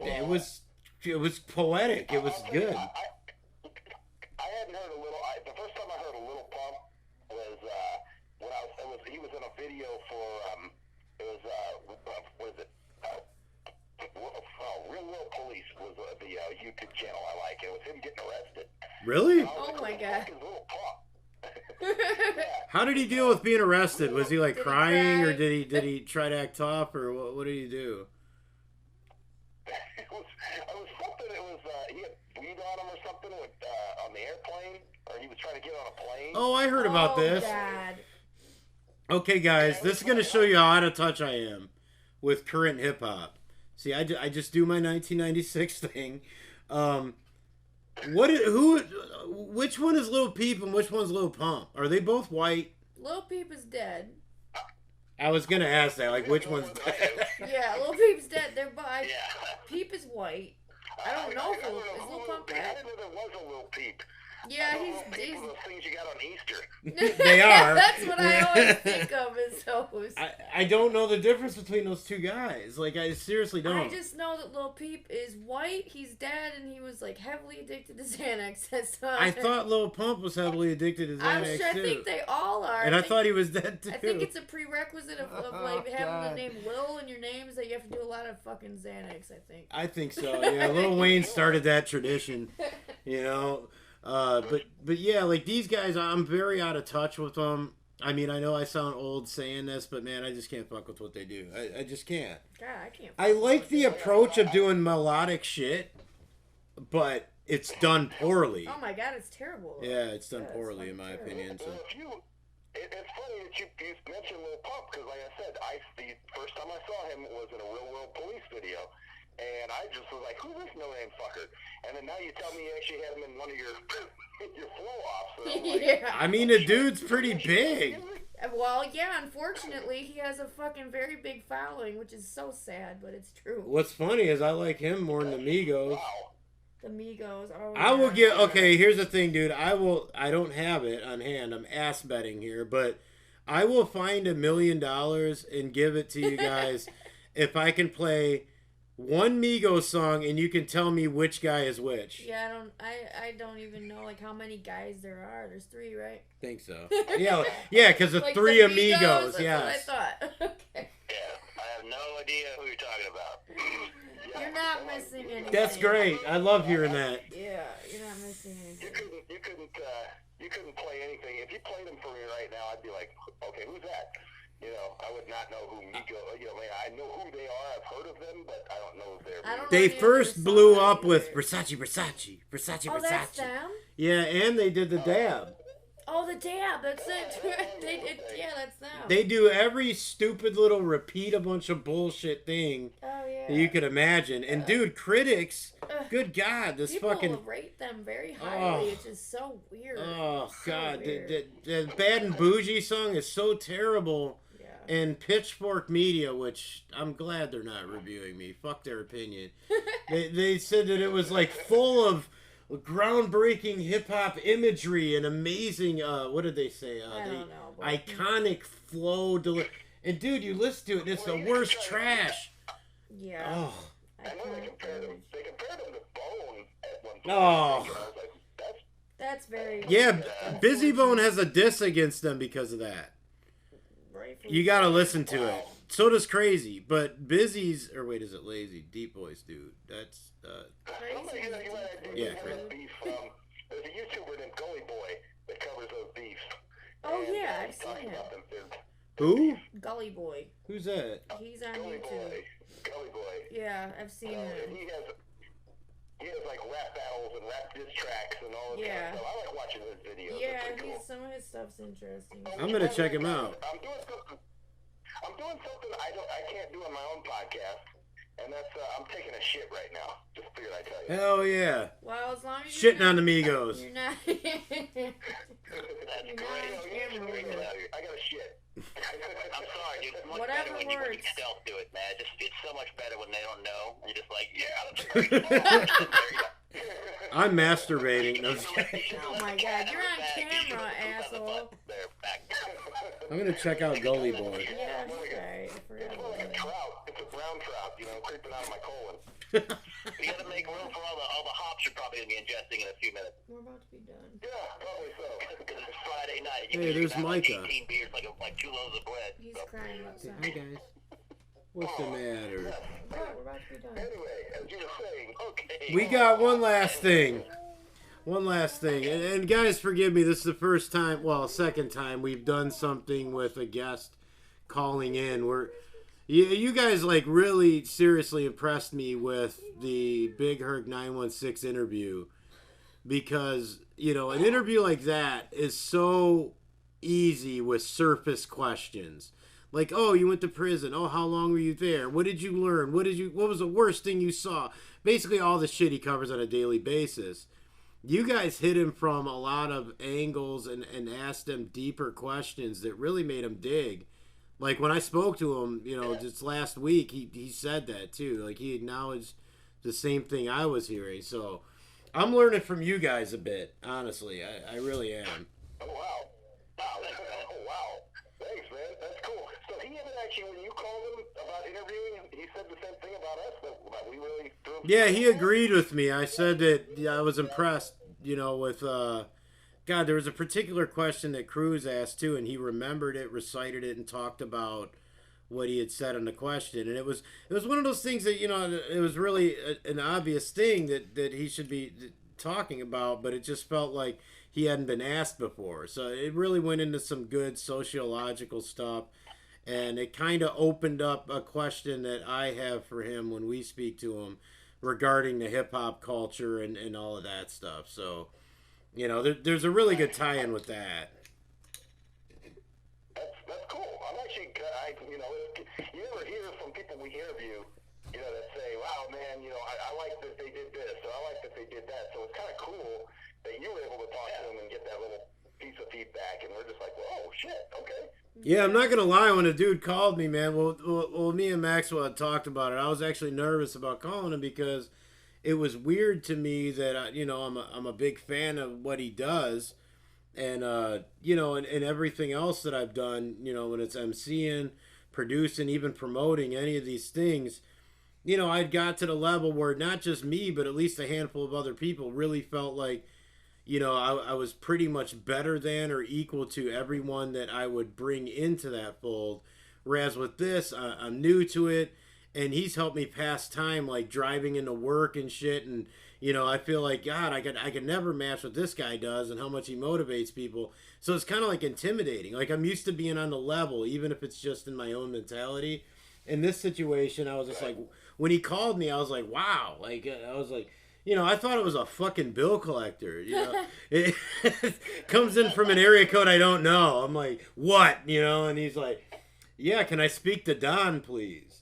Which is so weird when I hear people say Don. It's my artist name, and my son's name is Donovan, so it's kind of weird when, to her at least. I called him Verb for the first, 3 years of our relationship. No joke. She didn't know my real name. I knew his real name. Stop. I just didn't like his I used to work for an organization. And, Oh, God. we got to talk about something serious, man. I told Danielle I needed a serious topic to talk about with you guys, maybe that rolls off of things that we've been covering other podcasts and stuff. And basically the topic is people being trapped in their homes with their abusers Because during the lockdown. Or the fact that fucking, abuse and, predatory behavior and stuff is actually on the rise now because of being locked down. Yeah, after talking to Chelsey, that really made us think a bit. That people are at home, they're online more, so there's a little bit, or kids they are, I should say. More opportunity to do Right. that stuff. Well, and you're right, because the kids aren't going to school, so they don't get a break from that. And all of a sudden, now that the dad or whoever the person is, the uncle, is doing a lot of sexual abusing. So yeah, it's actually kind of or the mom, or let's just be whoever it is. Yeah, right. Abuse. Be clear for that. True that. Yeah, especially emotionally, because you're stuck with somebody that you don't see all day, and they wear you down emotionally. Yeah. You're not used to it. Yeah. Even someone who doesn't have an abusive background, yeah. Right. Well, it's like I was telling to her, like. Kind of the same thing with. Oh, go ahead. With I think it's kind of the same thing with just having to be around, like, because it's kind of funny when you think about it, like how many relationships only work because they don't see each other a lot, like they have a break from each other. Right. Like, which is nothing bad. There's not necessarily anything bad about that, but because they don't, or the abuse is not really as, not as noticeable, or not as, you get less tired of it because you're out of your house for 10 hours. Yeah. So you get home and Yeah. you see that, but it's pretty crazy how it spiked up like massively, like suicide, abuse, alcoholism, drug use. Yeah. Just absolutely skyrocketing. It's not being talked about at all. Yeah. It should be. It's really not being talked about. We're talking about it. It's one of those things where I was telling her on the way here that I think sometime in the future, maybe the academics, the mental health professionals and stuff will be able to tell you the actual numbers behind this, because it's difficult because these kind of victims don't get to speak anyway. A lot of times they But I think it may historically, depending on who controls the narrative, historically in history books or wiki, whatever the fuck it is at that time, basically will show that depression, OD, abuse, stuff like that actually maybe contributed to more deaths than the actual virus. Yeah, I definitely think it did. And I think you might be right.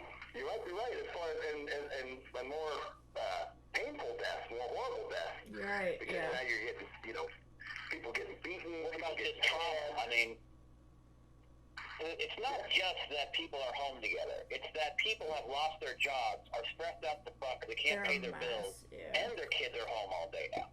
You're stressed to the point of, like, breaking every second. Because you lost your job, and you have no idea how you're going to feed your kids. Right. Your kids are usually at school, and you're usually at work, so, like I was talking about before.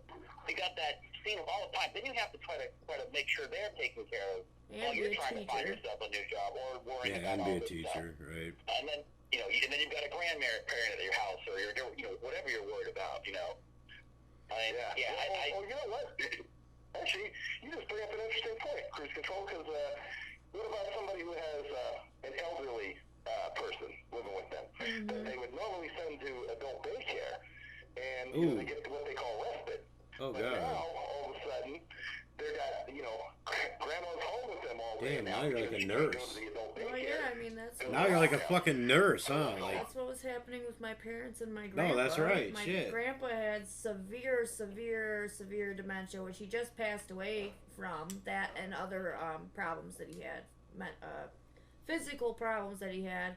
But the dementia was what, drove him down really bad. And they were taking care of him for the last, year. And during all this stuff, I mean, the things that they used to do or be able to do where he was going to certain counseling and, being out for a certain amount of hours during the day, and they weren't always there, and they weren't always having to be the nurse and stuff. When they had to, it was like... I mean, it almost tore my parents' marriage apart. Yeah, that's right. Yeah, I hadn't even... I forgot that was because of COVID. The term is respite. The term is called respite, where you're away from that person for a period of time so you can sort of recharge. Right. But now, there's no respite because that person can't go anywhere. Yeah. So, well, what do you do? And you're right, you see more elderly abuse.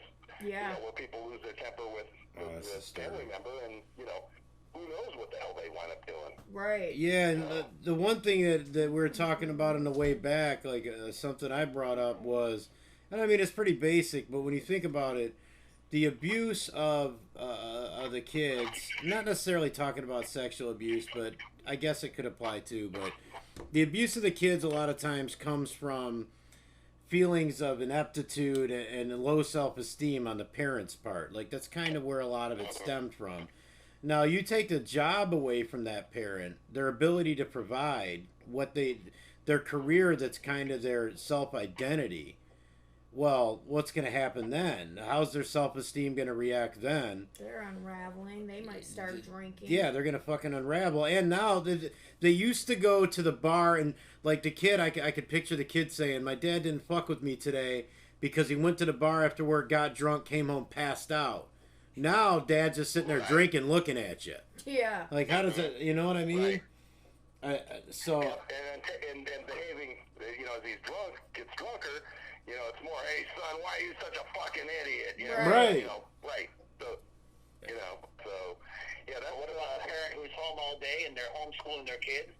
Why not have a glass of wine at 10 in the morning when I'm homeschooling? Oh, yeah. 3 weeks later, it's every day. If I was a drinker, I'd probably be a freaking total alcoholic by now.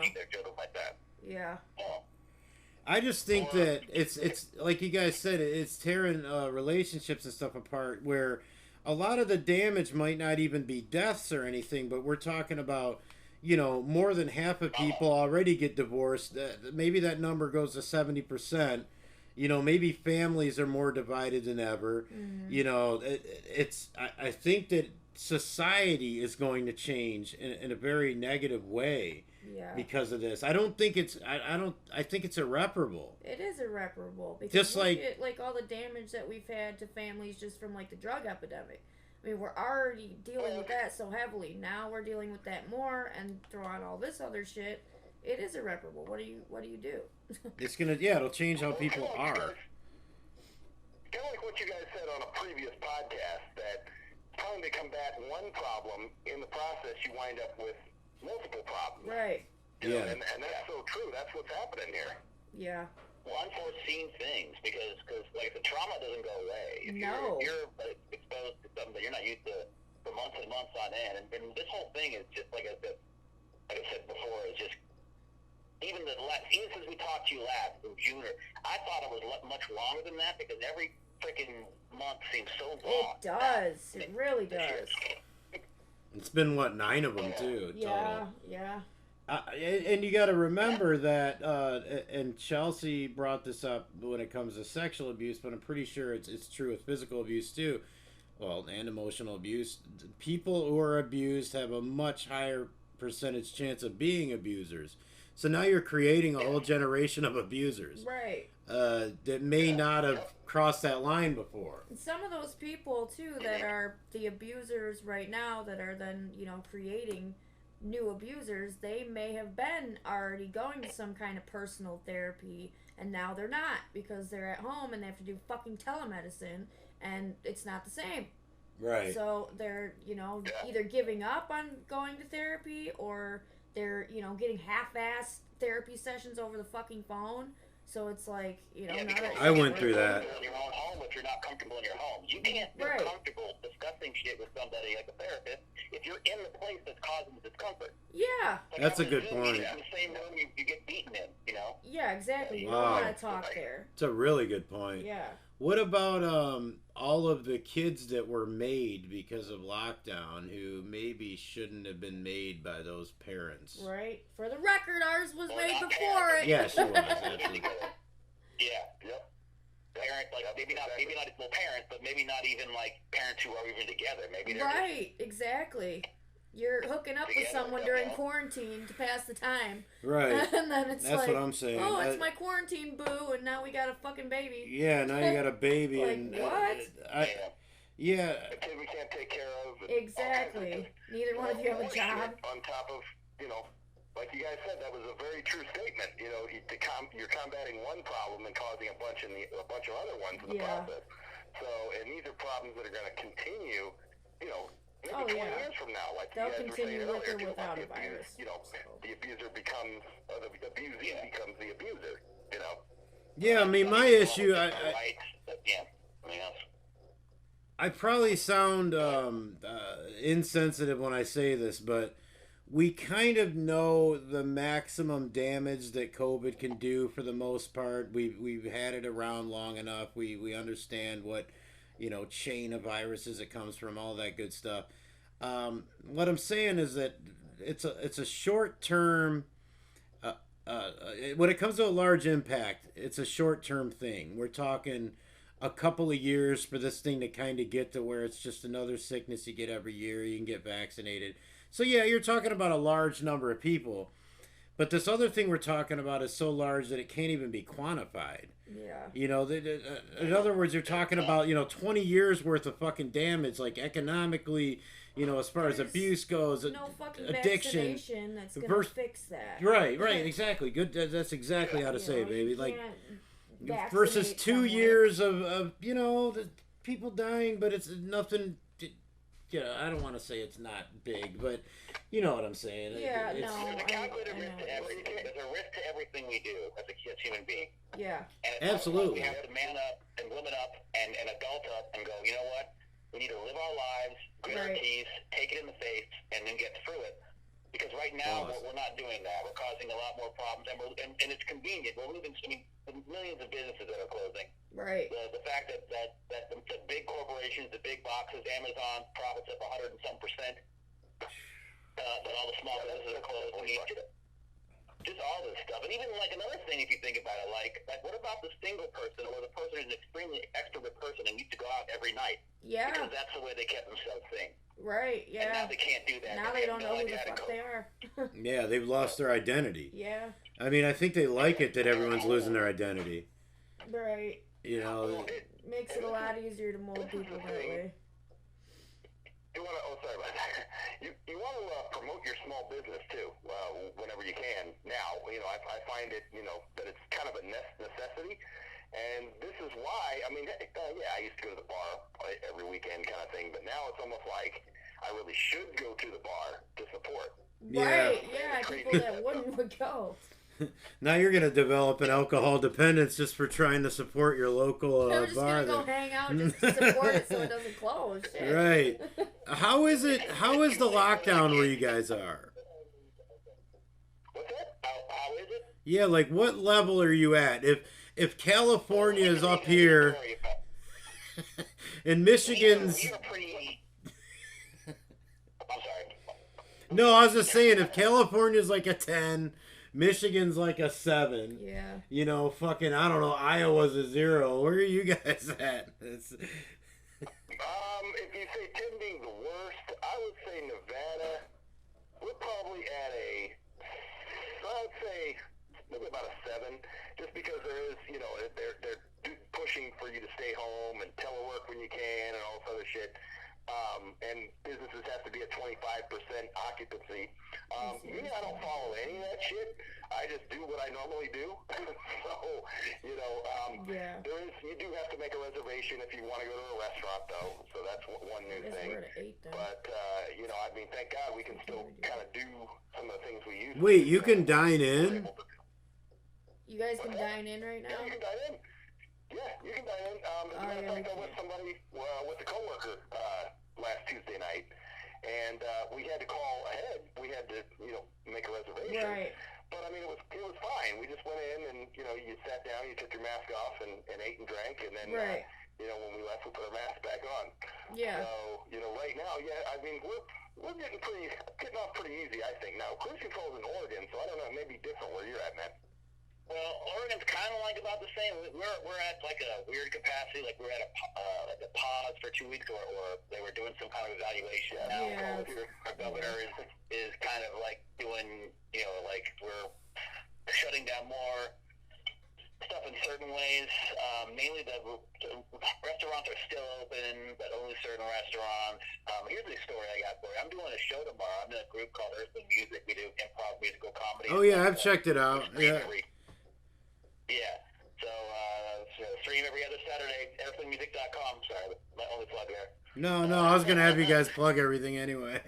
Okay, cool. Well, we're doing a parade tomorrow. We're helping out because we have a song called the Library Song, Can't Keep Quiet, and we're doing it for the Springfield Public Library here. And we're doing a show tomorrow, a parade. Now, normally it would be a normal parade, but this year we are going to be stuck on the side of the road, and people will be driving down the street by us as we do our thing, right? So it's a different kind of parade now. Looks like a protest. Yeah. Alright. But here's the thing that's funnier about that. We are outside.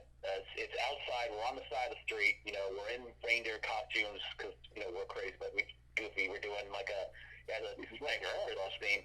Well, you know, it's 40 degrees out here, huh, bro? We nothing. I'm going to have to sing for 3 hours in 40-degree weather, so just imagine that. Right. With a mask on, that's what I was going to say, though. We have to wear masks. Outside. Oh, wow. We're on the side of the road. People are driving by us. Right. We're facing the road. We have to wear masks. That's stupid. So I have to wear my mask while I'm singing with Oh, that'll be fucking hard. Oh my god. Oh god. This is getting fucking That'll ridiculous. be hard, damn. Yeah, I mean, we have, we can't dine in now. We're at a supposed pause. Our pause is supposed to be up right now, but I just think it's like She's gonna keep lengthening it. The evil fucking crazy bitch is fucking gonna make us be on pause for the rest of our fucking the Botox queen. She we're at a pause or whatever. We can't dine in anywhere. They're really pushing the mask thing. Oh god, they even said today that we should wear the mask even in our own homes in some instances. They said anywhere that isn't your own home. So if you go to like your friend's house or something, you should have masks on. So I stand corrected. But like if they live there and they're saying you don't necessarily have to wear it in your own home, well, so do they not have to wear it in their home? No, that's what they meant. Both do. That's so fucking. That's a big fuck you on that. That's so damn dumb. Some places you have to eat with the mask off and then put the mask back on. Then when you want to drink or eat, you take the mask off and drink and eat and then put the mask back on. That's so fucking weird. That's insane. Like, what the fuck? I'd rather not eat or drink at all. Tell me to wear a mask at home. I don't give a fuck who it is. No, hell no. Yeah, you can fucking suck a fat dick. Yeah, that's not happening. One thing I would like to... Oh, go ahead. Oh, I was going to say, it's funny that they call it a pause out there, too, because that's what they're calling it here. They're calling it a pause. It's the same thing. That's so stupid. A pause. They took all our kids out of school again, so, like, we had just made it to where my son was going to be back in full-time face-to-face, where he was only doing 2 days a week face-to-face, and the rest of the week was remote learning I was doing at home. And then it was like, okay, well, now we're going to do every day face-to-face, and, like, we've been working up to this, and we were so excited. And then they let them all go back for 1 day face-to-face, and then the next day it was like, nope, now we're on a 3-week pause, and now it's complete virtual, so they're going to be at home every day with you. And I'm like... And they got 1 day. That was supposed to be up tomorrow or Monday. They were supposed to go back to school, and now nope, they're not going back to school again. So I'm just my kid's in kindergarten. He's so fucking far behind because I've been sick. I have a baby. It's very hard to do all that shit. Like it's unfucking real. It's just unfucking. Yeah, I'm amazed you guys got enough time to do this podcast. She's sleeping right now. I am holding the baby right now, though. This whole time. The baby is in the her. podcast. Yeah, she fell asleep halfway through. Yeah, I mean, to be honest, I'm glad that she does this with me and you know, it puts up with me dedicating a lot of talking and a lot of energy and effort, and she also films me for my music shit. Because honestly, guys, I'm going to just be real. Like, I don't think I would make it through this whole thing mentally if I wasn't forcing myself to create every day. Yeah. I decided that I can't fall apart with a family, so what's the one thing that works for me, besides, like, maybe working out or something, is constantly creating something. Yeah. You know, whether it's, I mean, the ads for I'm doing basically all of it myself, whereas, like, I could have others do it. But I'm doing my online ads, basically commercials. I'm doing my artwork, my video editing, everything to kind of basically offset the madness. Yeah, get some kind of positive chemicals in my brain. You know what I mean? Mm-hmm. Right. Wow, that's why we're important now. And entertainment and performing and just expression is important for everybody. It's only one of the only ways we can really release absolutely to ourselves and also for everybody else. Because every you know, when the show comes on that I do, You know, and even the Nothing Psycho show, but the live, the live show I do on Facebook, it's like a weekly thing that people actually feel like they're doing something. Right. Yeah. Not just, like it's an event, but we're hanging out. And, like Thanksgiving, we had to Zoom with people. It was really freaking weird. And it's really a harsh time. So people like, artists and performers, we kind of step up, and that's kind of where we're. Yeah, for sure. And YouTubers, or whatever you want to call us, whatever we do here, is a way for people to just, not lose their shit. Right. Basically. Yeah. Oh, yeah. That helped me not lose that shit. Or more than I have, at least. I've lost my shit a little bit. Yeah, I think we all have. I think we all I am every day. Fucked up after this. Speaking of losing your shit, do you guys think that there's more violent crime going on right now than previous to the whole COVID thing and the government overreach? Do you think we're experiencing more violence between people? No doubt.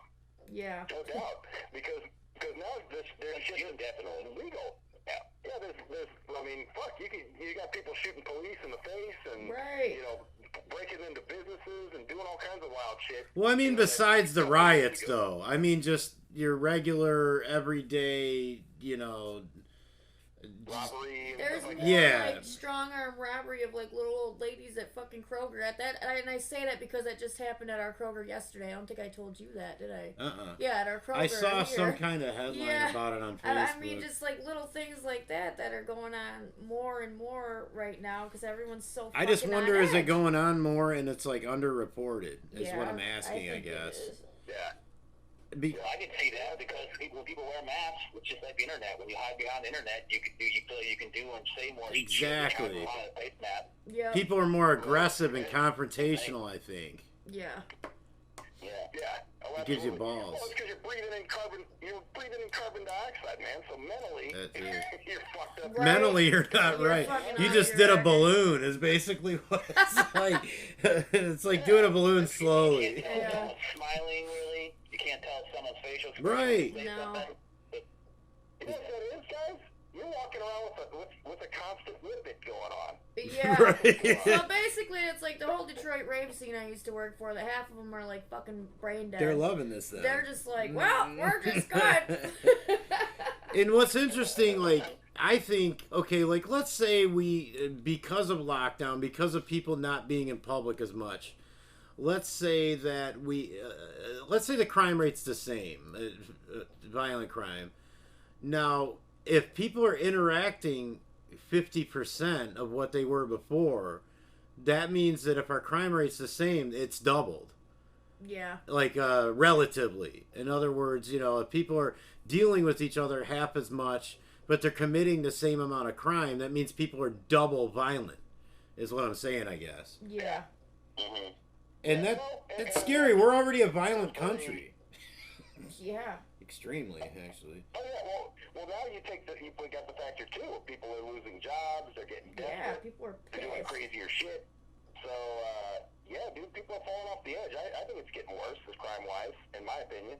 Yeah, you never hear about it though. That's why I asked you guys. I figure you're paying attention. It just seems like you never hear about your normal. A lot of people were trying to make it like a positive of the lockdown in the beginning of it months ago was that violent crime is down and this and that. Oh, and less car accidents because people aren't on the road. Yeah, less car accidents and less people shooting each other in Detroit and this and that. It's like, get the fuck out of here! I've heard way more shootings lately. Yeah, I don't think people stop shooting each other in Detroit, dude. I mean, like, you guys are nuts. I don't know what you're listening to. Carjacking so common in Minneapolis that police create a new tracking system for carjacking. Oh, wow. It's up like 500 and something %. Jeez. Whoa. Yeah, see, I know you guys know a little bit more about this because you've talked to the law enforcement guys on air, which I'll probably link to in the description. You guys have had some pretty cool conversations. I like the Patriotically Correct show. That's really good. Stu Peters, yeah. Well, he's a fugitive recovery agent. And, we had him on a couple months ago, and he's great. I mean, he's really good. You should reach out to him, too. That would be an interesting one, yeah. Yeah, that definitely would, because kind of like what Herc's doing, like he I don't know if you guys saw the video he put up yesterday of him being in Arizona now. He was talking about how people approached him, like, basically calling him a coon and saying that Arizona's full of racists and all this shit, which is new. Like, I didn't know that it was the new Alabama. Yeah. but God, where is I going with that? Oh, just that he, despite maybe being somebody, because he's a person of color, because he's from where he's from, you know, the way he grew up, it's like, okay, well, you're kind of a part of hip hop culture, but you're going this way with it. And he said, well, wait a minute, man. Like you're telling me that you drink all the time, you do drugs all the time. He started calling people musty and dusty and all this shit, which is funny. But he was basically saying, like, I don't want to live that lifestyle. Why do I care about conforming to what you do when I want to get as far away from you as possible? Yeah. So the reason I feel like he connects well is because that, and I guess that maybe I'm not quite the best source of it, but in the hip hop culture, there's not a lot of people saying, look, stop. Like, this is not the way to go about things. Don't follow the leader on this stuff. Oh, be all about the culture, support the culture. And it's like, I don't necessarily want to support that part of it. And I guess I'm saying this because it sounds crazy that I would have a law enforcement official or a fugitive recovery guy on the podcast. Yeah, I've been picked up by a couple before. And I mean, you know, I told you guys before, dude, I lived a criminal fucking life. All of my music is real. But, you know, if you were actually a criminal, you respect guys like that. I get it. You know what I mean? Like a blood respects a crip. You know, it's you respect the guy that you went against, and then you grow up and realize, you know, that guy was kind of on the right side the whole fucking time. I'm the asshole. Yeah, you know, and his job is fucking as dangerous or more than mine. Yeah. So I think a lot of people, like, I think you guys, I think us to a degree, I think her, like, all these people kind of appeal to those who normally wouldn't be on the right side of this, and I am happy to see that. It's good. I'm grasping at something positive here at the end of this podcast. We speak both languages, man. We're versatile people, so it's not, you know, it's not like we're just a one-sided, you know. Yeah, the right is right or whatever. Right. The left is the best or whatever dumb shit. You know, I mean, we're talking half their own beliefs. Yeah, and if you're a decent person, then you're a decent person. That shows through in your actions. Yeah. You know, absolutely. So that really can go by people. So, you know, oh my gosh, he gives hundreds of thousands of charity every weekend. He goes out and volunteers. He's got 2 adopted children, but he voted for Trump. But he voted for Biden. You know, it's like, he's a horrible person. People, regardless of who they vote for, they have different beliefs, and that's the whole beauty of everything. Right. Is that we can believe different things and still be decent to each other. Yeah. Yeah. If you guys say, man, and you're saying, just be nice to each other. Shit. That's the Earthling Music slogan that they say. That's their. Is it? I think you even have just be nice to each other. Shit. Like, how hard is it, kind of thing, you know? Like, just be nice to each other. We're a selfish culture. Can't we realize that being nice to other people gives us a selfish satisfaction? Like, if you give a gift to somebody, it feels better than receiving one. So do it for selfish reasons, people. Go out and be nice because it makes you feel good. Feed your narcissism. Yes, absolutely. That's what I do. If that's what it takes to be nice, I guess. She knows I'm a fucking narcissist. I'm a head case, you know. I'm surprised he said that. I admit it, but there's different levels. There's different types. That's true. It's not like being a murderer. Like you're either a murderer or you're not. There aren't different degrees to murder. There's no gray area of murder. No, you either murder or you don't. But with this, it's like I either narc or I don't. I'm not narcing today. I just invented narcing. You're a narcer. If you're nice to somebody, everybody will suck your dick. Right. If you're an asshole, only you're going to suck your own dick. That's true. And that's hard to do. A bunch of people sucking your dick? And it's gay to suck your own dick. And I mean, honestly, I'm really trying to reach somebody, and I'm going to say, you know, going further on that, being nice to other people benefits you in like professional endeavors. Yeah. You know, it's just, I mean, don't you want to be liked? Right. Yeah. You would Listen to think me so. telling people to be nice.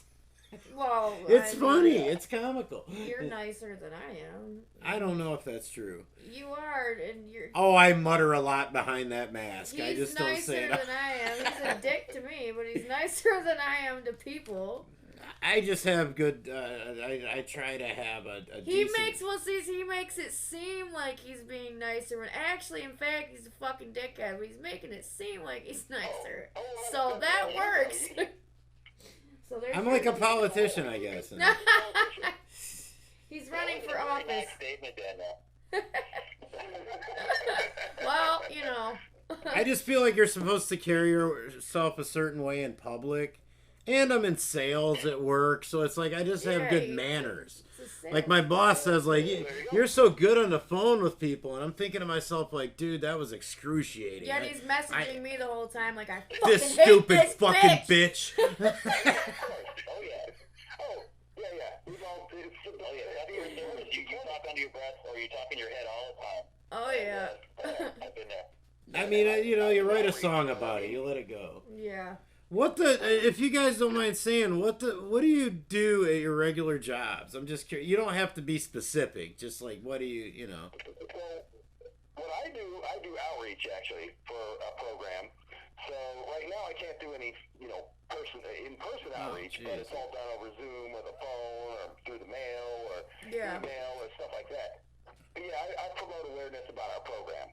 Okay, cool. And if you want, man, at some point off air, I'll tell you what specifically I do. But yes, it's not like Scientology. It's like an outreach thing for like a cause. A good thing, yes. Okay. That's cool. Oh yeah, that's really cool. Right now, I'm not working right now. I actually had an opportunity to leave my last job, which was customer service for a really, really big company that has boxes with smiles on them. And I hated it, so I left, and now I'm figuring out what I'm doing, and I'm working on music stuff and just working on different projects. And, right on. Yeah, it's great. Hell yeah, I like that you said you had an opportunity to leave. Right, which meant you like that's the opportunity. Not so much another job is the opportunity, but to leave is the opportunity. I love that. Yeah. I will. Dude, I'm not working for a corporate slave owner anymore, man. Hell yeah! See, I like you kind of taking that personal stand. That's fucking cool. Yeah. And Maxwell's over here working for a cause. Yeah. Finally getting some income and doing some stuff, but it's been a stressful time, but it's been worth it in terms of I probably wouldn't have been able to do this or had issues doing this show because of all the overtime, and it's just so much better just getting out of that atmosphere. That's and good. It's such a cult that so that's what I'm doing, just working on my dreams, following my purpose, figuring out Hell yeah. Good for you. Well, I remember back in the day when he was doing it, when he was working, and we always had to center when we did our shows around his job, because he might have to work overtime or at night or something, so it was really difficult, like, damn, well, what days do you have off, man? When can we do this? Yeah. We have to work interviews into it and all kinds of shit. And mandatory overtime, which is disgusting. But Oh, God, yeah. That should not be a thing. Right. That's part of my life, so. Yeah. That should not be a thing, man. No, I mean that's great to hear. Like I did say at the beginning of this, or maybe it was in the middle of this. I said there are some positives to take from this stuff. Like creative types could use the time to make more art, but I did also say that it seemed like art died during all of this because all the artists I knew kind of came to a grinding halt when they actually had time in their hands. It was really strange. Yeah. But I've tried to take it as an opportunity. Well, and I think too, because people got depressed. Yeah, for sure. Fuck, what do I do? I can't perform. I can't do shows. Right. So I can't sell CDs on the street.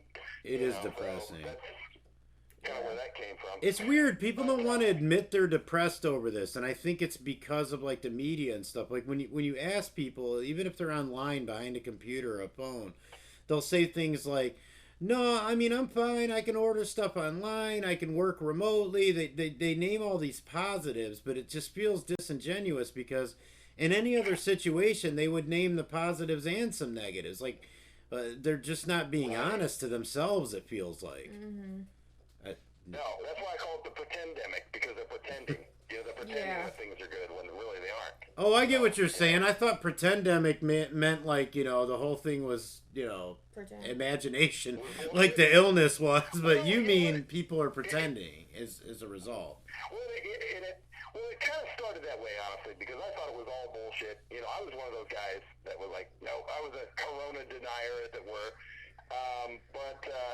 You know, now I see that it is real, but it's still a pretendemic, because you're, like I said, you're pretending that everything's okay, and you're trying to see the positives in something that's full of bullshit, when really you're not even being, like you had said, they're being disingenuous. You know, it's not real.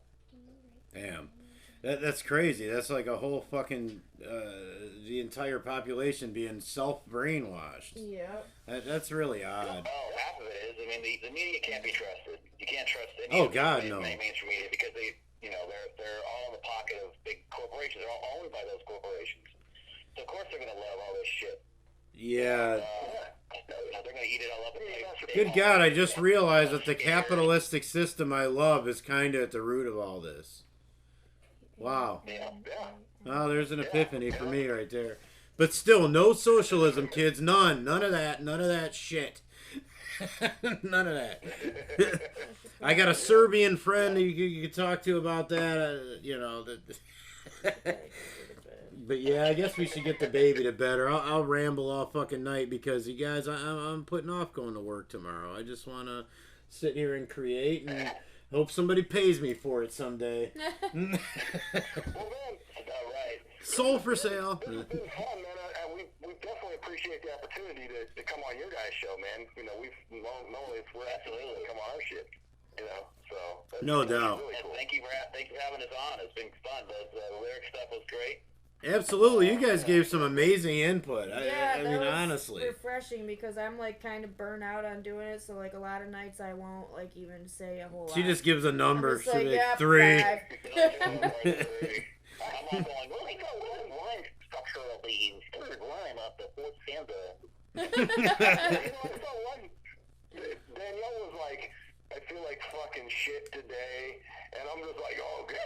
I feel like shit most days, so he makes me do it anyway, so... It's got to get done.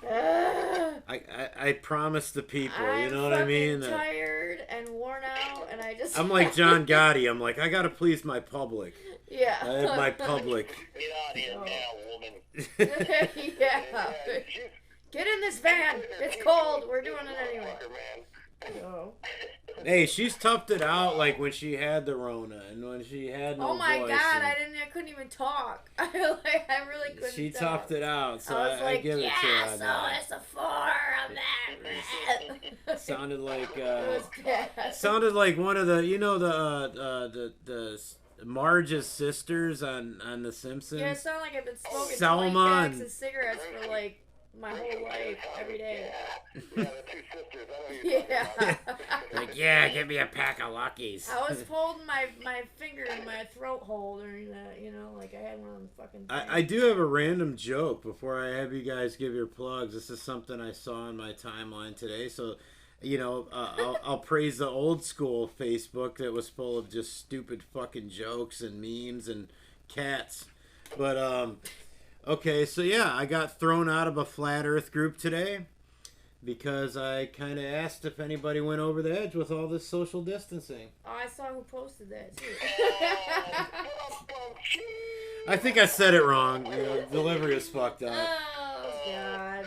You're lame. I got the joke. I went over the edge. Yeah, you good. Good job, Max. Good job.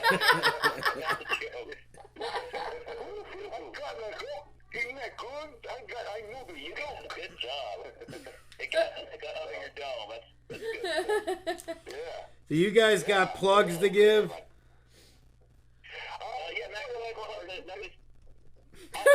Not all at once. What you do is go to, if you want to check us out, go to youtube.com/thestimradio. That's THESTIM radio. So Again, that's youtube.com/thestimradio. And then Cruise Control, plug your thing, Earthling Music. Yeah, if you want to look up some improvised musical improv, we do it on the spot. We have our website is earthlingmusic.com. Next show is the 12th, Saturday, 7 p.m., Facebook Live. 7 p.m. you can check it out. We'll make twisted songs and different stuff. Like basically we'll have numbers you pick and then a song like Face from George Michael, and the subject is dog turds, and I got to make up a song about dog turds based upon the face. So That's dope. You got to watch to see it. You can check all the stuff on Earthling. We've got audio there. We've got info about all of us, and we've got a link to the YouTube page there as well. So you can check it out there. All right. .com. And we got a full band too. We got a guy drummer and then we have some other helpful suggestions, and we'll let anybody play with us too once everything clears up and people can actually come out. So check it out, earthlingmusic.com. Sweet. So we got a great conversational show. We got music there. So you guys, everybody definitely go check it out. I think I saw a good response from the show with Chelsey. I think we actually, sent a few people to her show. So hopefully we do the same for you guys. Yeah. Like, I'd really like to build a community doing this stuff. Whatever, like you said, whatever you call what we do on YouTube. I just call it an organized, a semi-organized conversation. We'll call it. There you go. Yeah. So that sounds real fancy. You got notes. You do better than we do. we just come off reply, man. No, I dig it, and I think I look forward to talking to you guys in the future. I guess we're gonna get this kid to bed, and appreciate having you on. Yeah, thanks, guys. Yep, and I'll do my best getting some people listening to you guys, us, whatever. I guess I should go crash out because it's back to the fucking job in the morning. Yeah. Then, you know what really sucks? I'm off tomorrow. Hey, that's dope. Congrats. I didn't mean to rub the salt to the wound, man, but I had to do it. That's all good. It's an interesting day for me tomorrow, but, we're performing outside. Good luck with that. Yeah, seriously, like, try your best to enjoy that. Be careful with that singing in the mask, man. I'll be like so out of breath. Holy shit, you're a trooper for that. Take a fucking X-Acto knife and cut a slit in the middle of that fucker so you can breathe and sing right. There you go. Seriously, I poked a hole in most of mine. Put some holes in that bitch. Hell yeah, that's what I'm saying, man. Like, that's what I'm saying. Lately, I've just been like, you know what? I'm gonna do whatever the fuck I want. Let somebody. What's the worst thing that's gonna happen? I mean, honestly, you're not gonna put me in prison for not wearing a mask or for voicing my opinion. I mean, not yet. Anti-masker prison. Not yet. No gulags yet. But. Well, for me, I gotta ride public transportation, so they make you wear a mask. Yeah, that sucks. Like to take Uber or Lyft or paratransit. A mask the whole ride, that sucks. Wear a mask.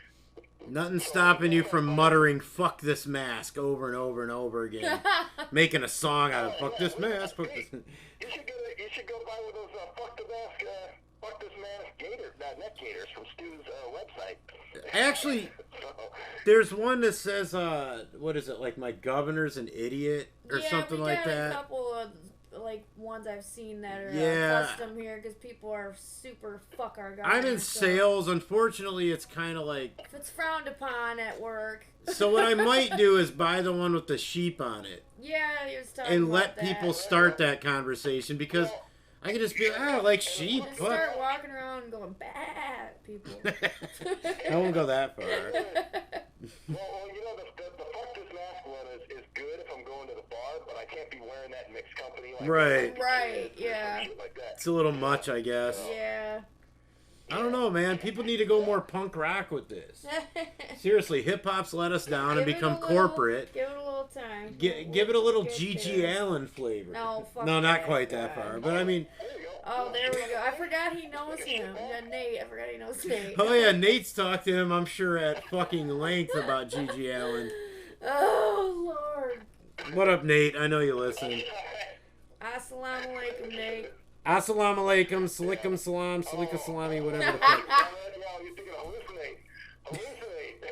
Yeah. It's still the homie. No. Well, we'll get rolling, and hey, tag us in the thing when it's up, and we'll go from there. We'll promote the fuck out of it. We'll share it for sure. Definitely. All right, thanks, guys. Yeah, thanks a lot for coming on. And we'll talk to you soon. You guys have a great night. Congrats on the new little one as well. Oh, thank you. Thank you. She's wonderful. Thanks a lot, guys. On that note, I say peace. Uh-oh, she's waking up right now. Later. That's like my thing. I'm like looking at the camera thinking I have to press the thing to turn it off, but I did the phone. Like I had it mixed up. Oh. I'm fucking retarded, I guess.